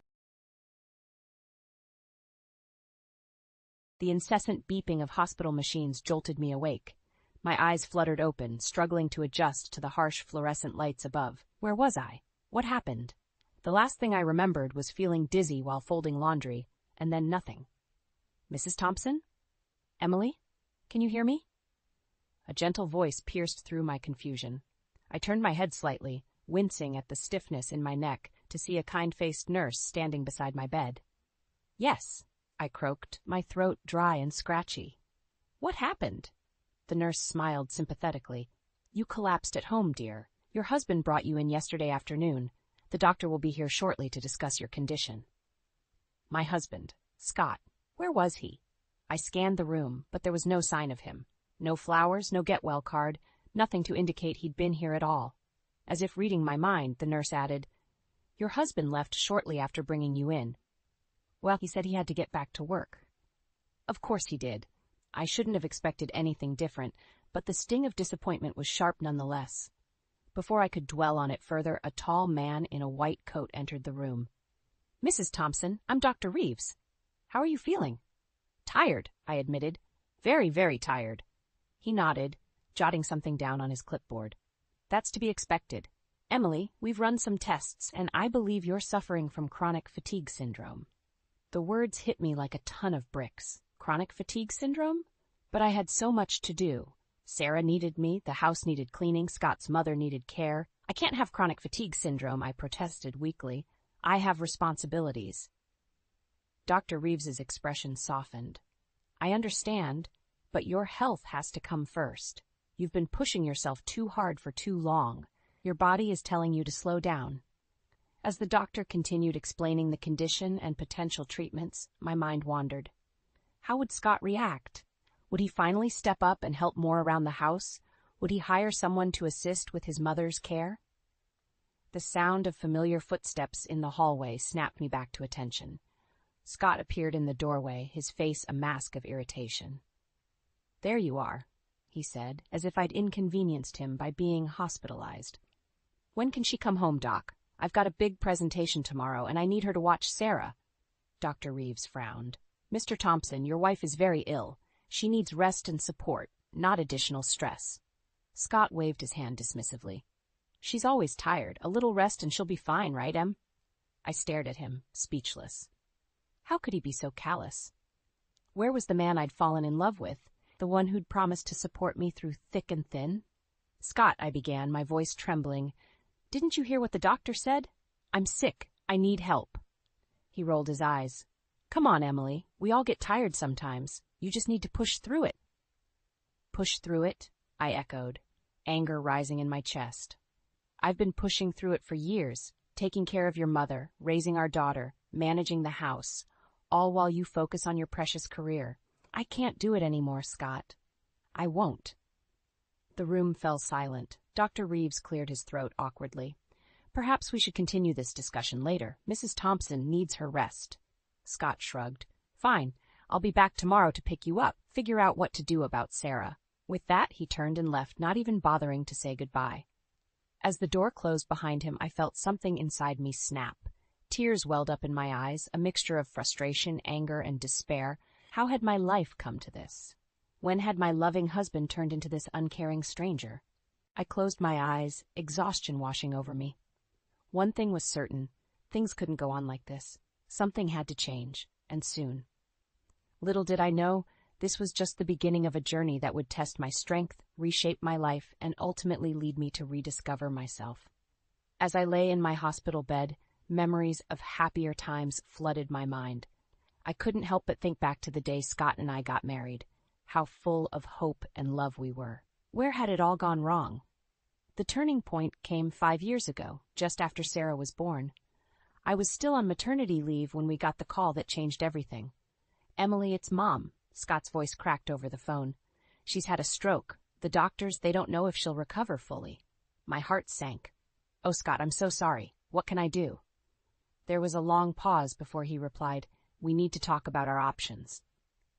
That night, as Sarah slept peacefully in her crib, Scott and I had a conversation that would alter the course of our lives. I think one of us needs to stay home to take care of Mom, Scott said, pacing our bedroom. She can't be alone, and a nursing home is out of the question. I nodded, understanding the gravity of the situation. Of course, but what about our jobs? We can't afford to lose both incomes. Scott ran his hand through his hair, a gesture I'd come to recognize as a sign of stress. I've been thinking about that. My job pays more, and I'm up for a promotion soon. Maybe you could take a leave of absence, just until Mom's better?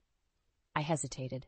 I loved my job at the marketing firm, and Leonard had been such a supportive boss, but family came first, right? Okay, I said slowly. I can do that, but just temporarily, right? Scott's face lit up with relief. He pulled me into a tight hug. You're amazing, Em. I promise we'll make it work. I'll support you every step of the way. Oh, how naive I was to believe those words. The first few months were challenging, but manageable. I juggled caring for Sarah and Scott's mother, keeping the house in order, and trying to maintain some semblance of a social life. Scott seemed appreciative, often bringing home flowers or taking us out for dinner on weekends. But as time wore on, things began to change. Scott's promised support dwindled. He started working later, claiming his new position demanded more of his time. Weekends that were once reserved for family became filled with important golf outings with clients. One evening, as I was preparing dinner with Sarah clinging to my leg and my mother-in-law calling for help from the other room, Scott walked in, loosening his tie. Honey, can you grab me a beer? I've had a hell of a day, he called out, collapsing on the couch. I felt something snap inside me. Scott, I could use a hand here. Can you please check on your mother while I finish dinner? He looked at me as if I'd grown a second head. Em, I've been working all day. I'm exhausted. Can't you handle it? I stared at him, speechless. Handle it? I'd been handling it for months without a break, without so much as a thank you. Scott, I began, trying to keep my voice steady. We agreed this would be temporary. It's been almost a year. When can I start looking for a job again? He frowned, avoiding my gaze. We can't afford a caregiver for Mom, Em, and you're doing such a great job with her and Sarah. It just makes sense for you to stay home. But what about my career? My independence? I protested, feeling a lump form in my throat. Scott stood up, his expression hardening. Don't be selfish, Emily. Family comes first, remember? We're doing fine on my salary. You should be grateful you don't have to work. Grateful? The word hit me like a slap in the face. I watched in stunned silence as Scott grabbed his beer and retreated to his home office, leaving me alone with a crying toddler and a pot threatening to boil over. As I stirred the pasta sauce, trying to blink back tears, I realized with a sinking heart that this was my new reality. The support Scott had promised had evaporated, leaving me trapped in a life I never signed up for. Little did I know, things were about to get even worse. I thought I'd hit rock bottom, but life had other plans. Just when I thought things couldn't get any worse, Scott dropped another bombshell on me. Em, Grace is moving in with us, he announced one morning, not even looking up from his phone. I nearly choked on my coffee. What? Why? Scott sighed, as if I was being difficult. She's going through a tough time, lost her job, broke up with her boyfriend. She needs a place to stay for a while.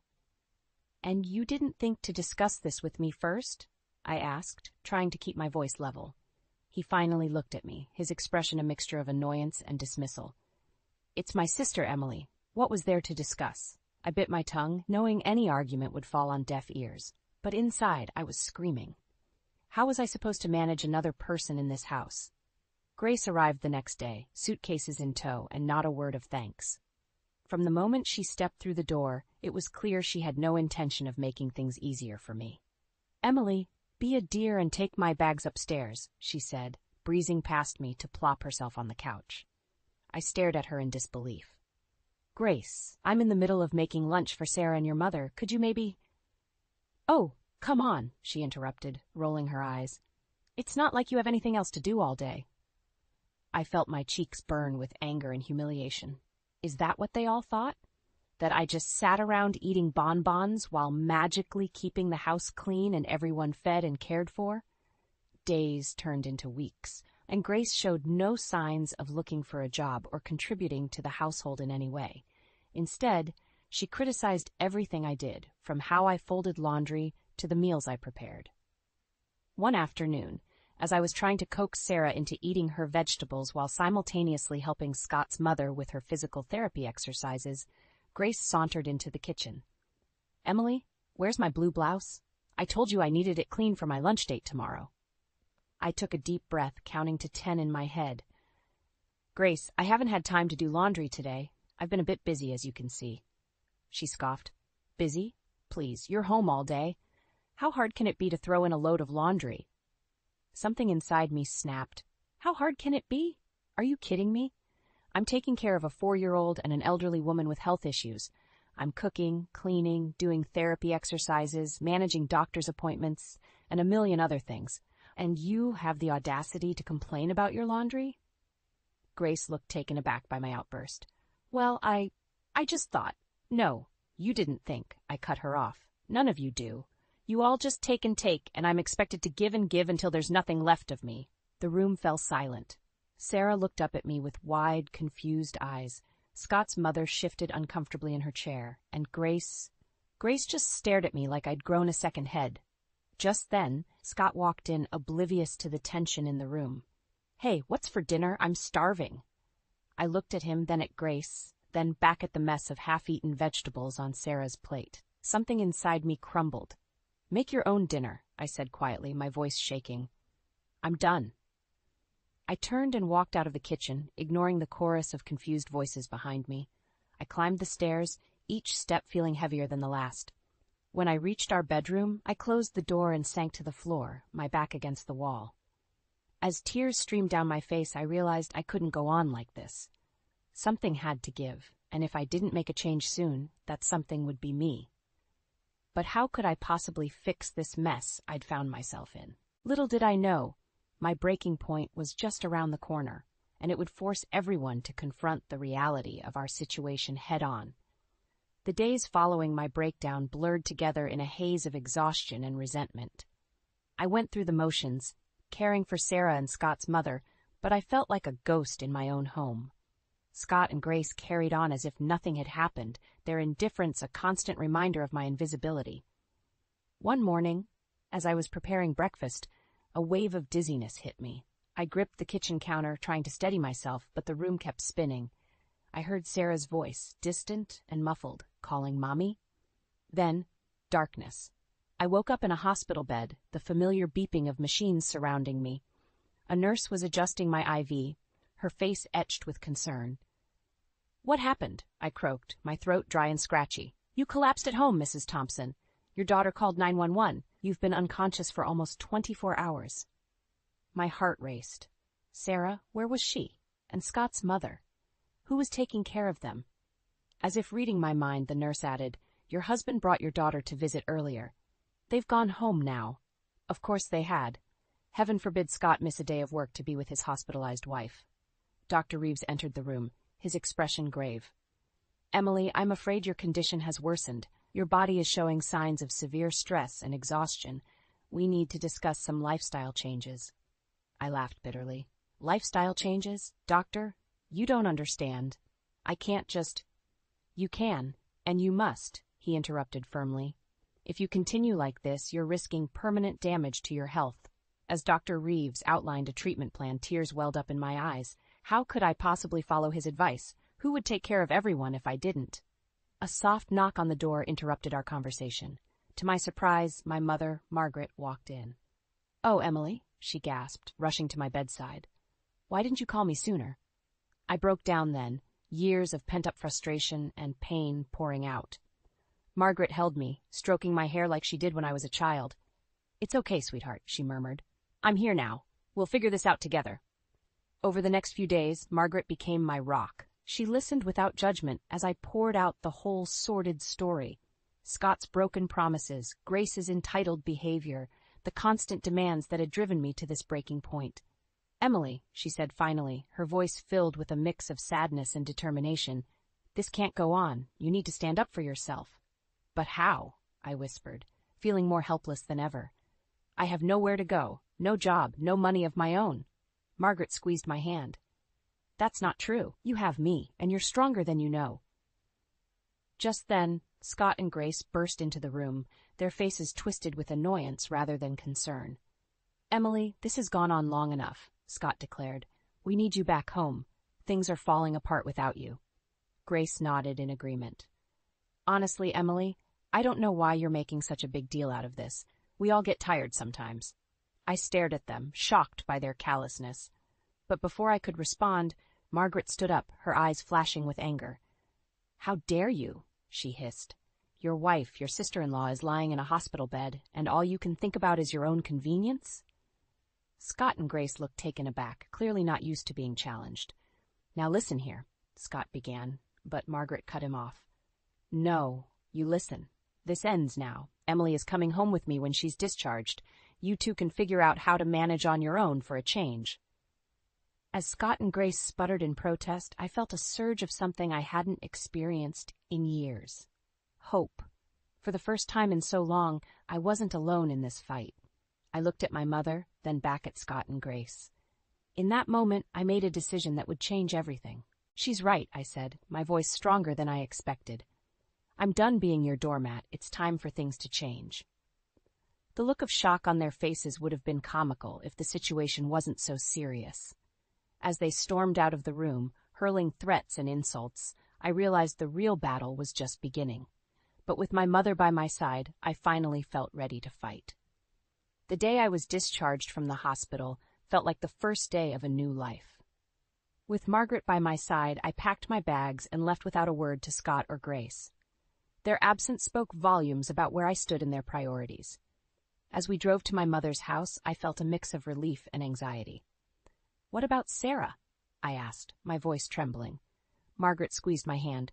"We'll get her, sweetheart, one step at a time."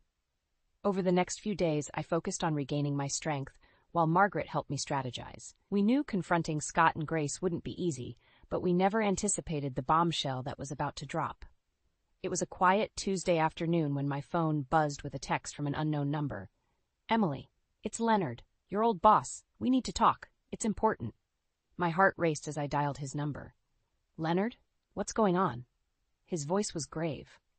"Emily, I've heard some disturbing things about Scott and Grace's behavior at work. I think you need to know." What Leonard revealed next left me reeling. Apparently, Scott and Grace had been spreading malicious rumors about me at their workplace, painting me as unstable and attention-seeking. They'd used my illness as an excuse for their own poor performance and frequent absences. "I'm so sorry, Emily," Leonard said. "I had no idea things had gotten this bad for you." Tears streamed down my face as I hung up. The betrayal cut deep, but it also ignited a fire within me. No more playing the victim. "Mom," I called out, my voice steadier than it had been in years. "We need to act now." Together, we crafted a plan. With Leonard's help, we compiled evidence of Scott and Grace's misconduct, including emails and witness statements. Then we contacted their company's HR department. The response was swift and decisive. Within days, both Scott and Grace were suspended pending an investigation.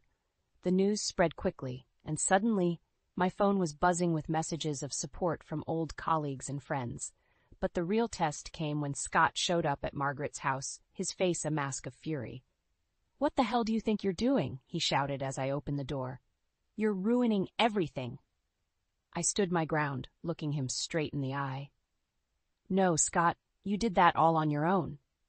He tried to push past me, but Margaret appeared, standing tall beside me.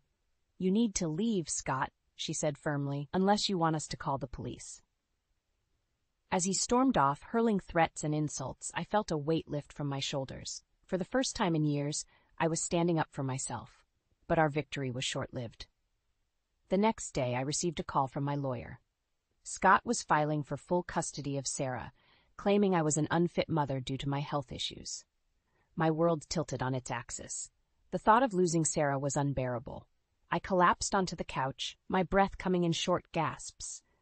Margaret sat beside me, her arm around my shoulders. "Emily, listen to me. We're not going to let this happen. You're a wonderful mother, and we have proof of Scott's negligence. We'll fight this." I looked up at her, drawing strength from her unwavering support.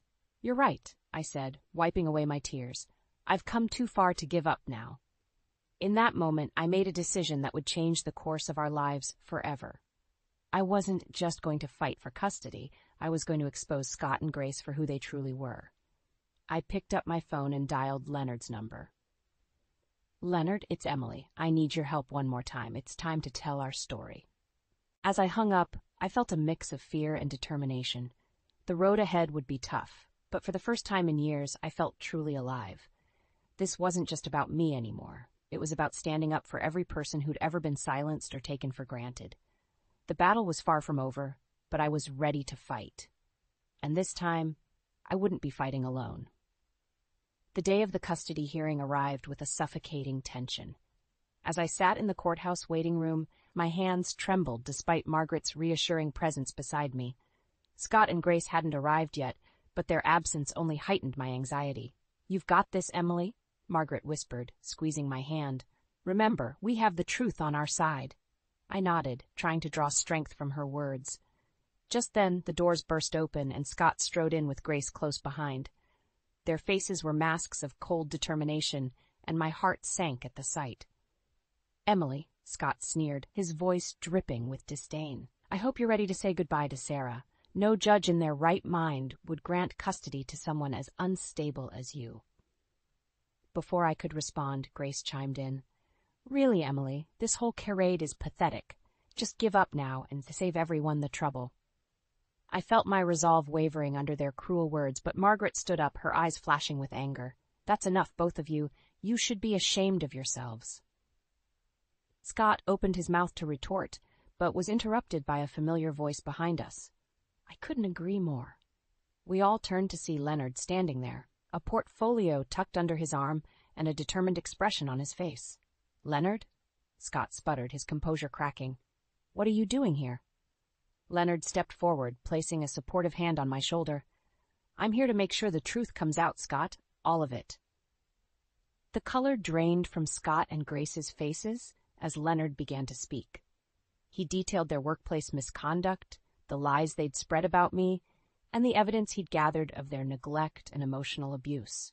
"I have sworn statements from colleagues," Leonard continued, his voice steady and clear.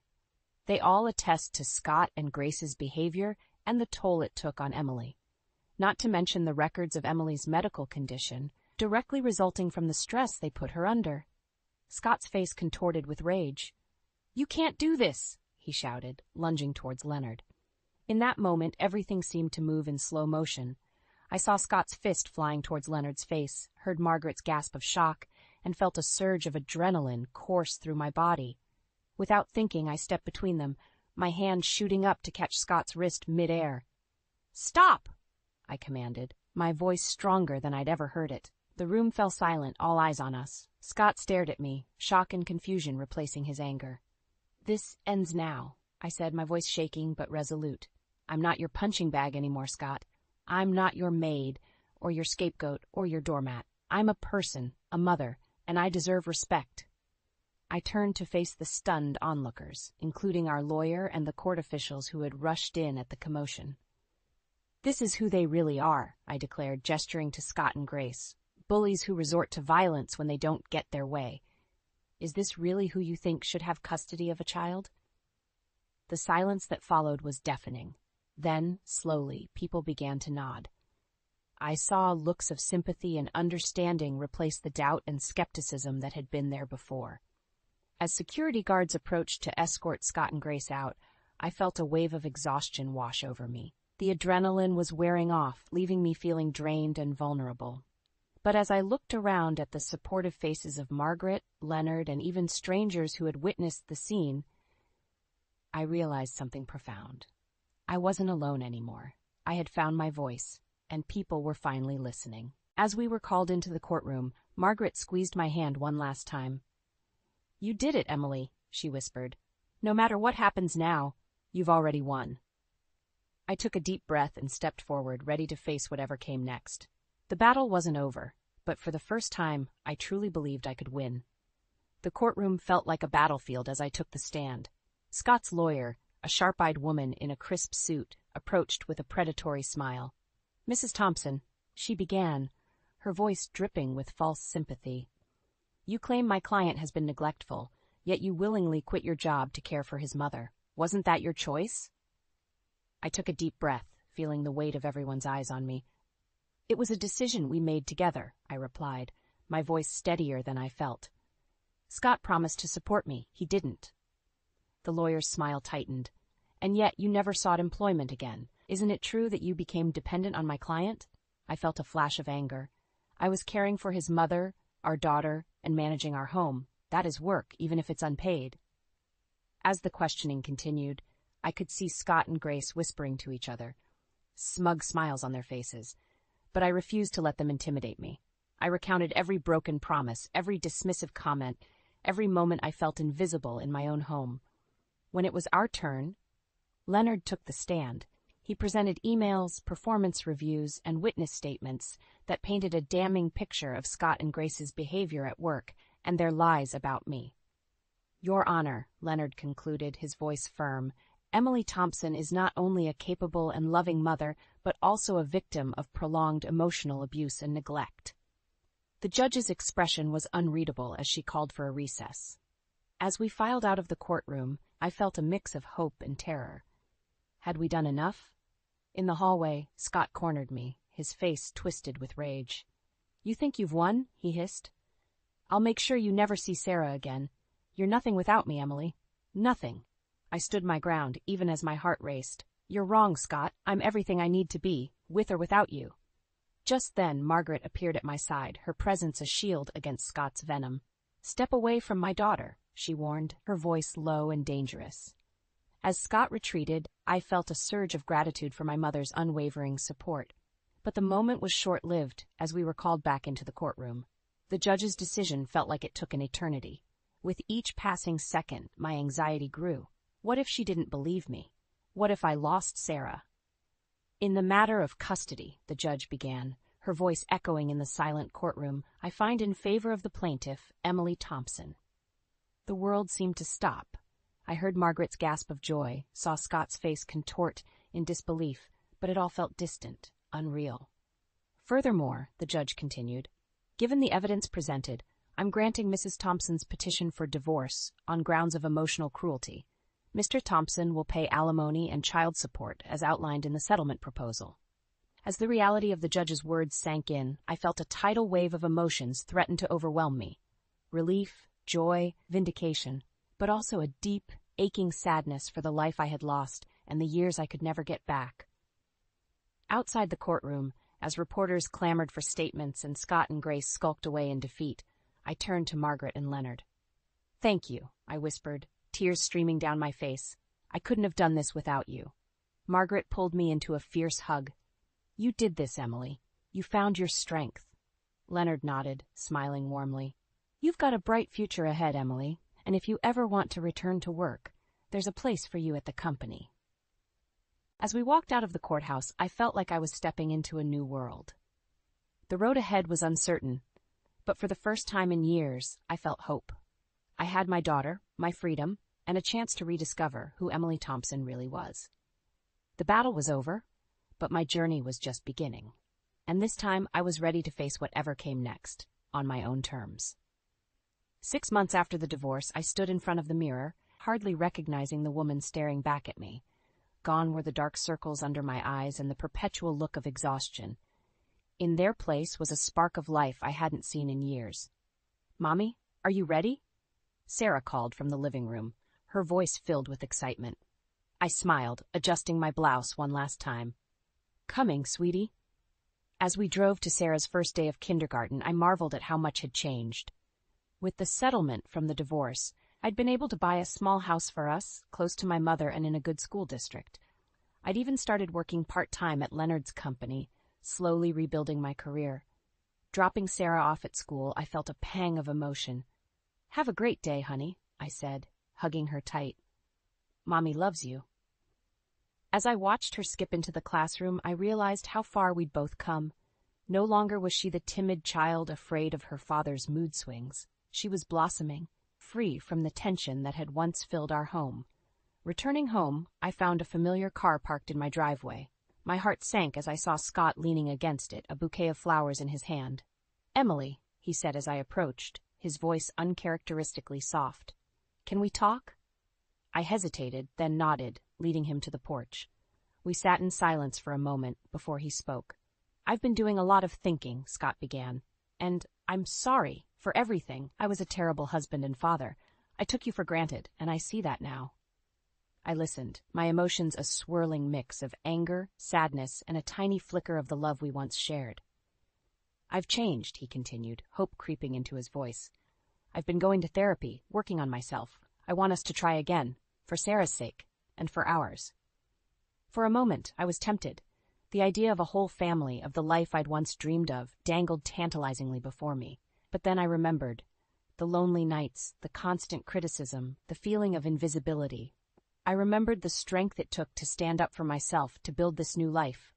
"No, Scott," I said firmly, surprising myself with the steadiness of my voice. "I'm glad you're working on yourself, truly, but we can't go back. I've moved on, and so should you." His face fell, a mix of disappointment and anger flashing in his eyes. For a second, I saw the old Scott, the one who would lash out when he didn't get his way. But instead, he nodded slowly. "I understand. I hope someday you can forgive me." As I watched him drive away, I felt a weight lift from my shoulders. The last tie to my old life had been severed, and I was truly free.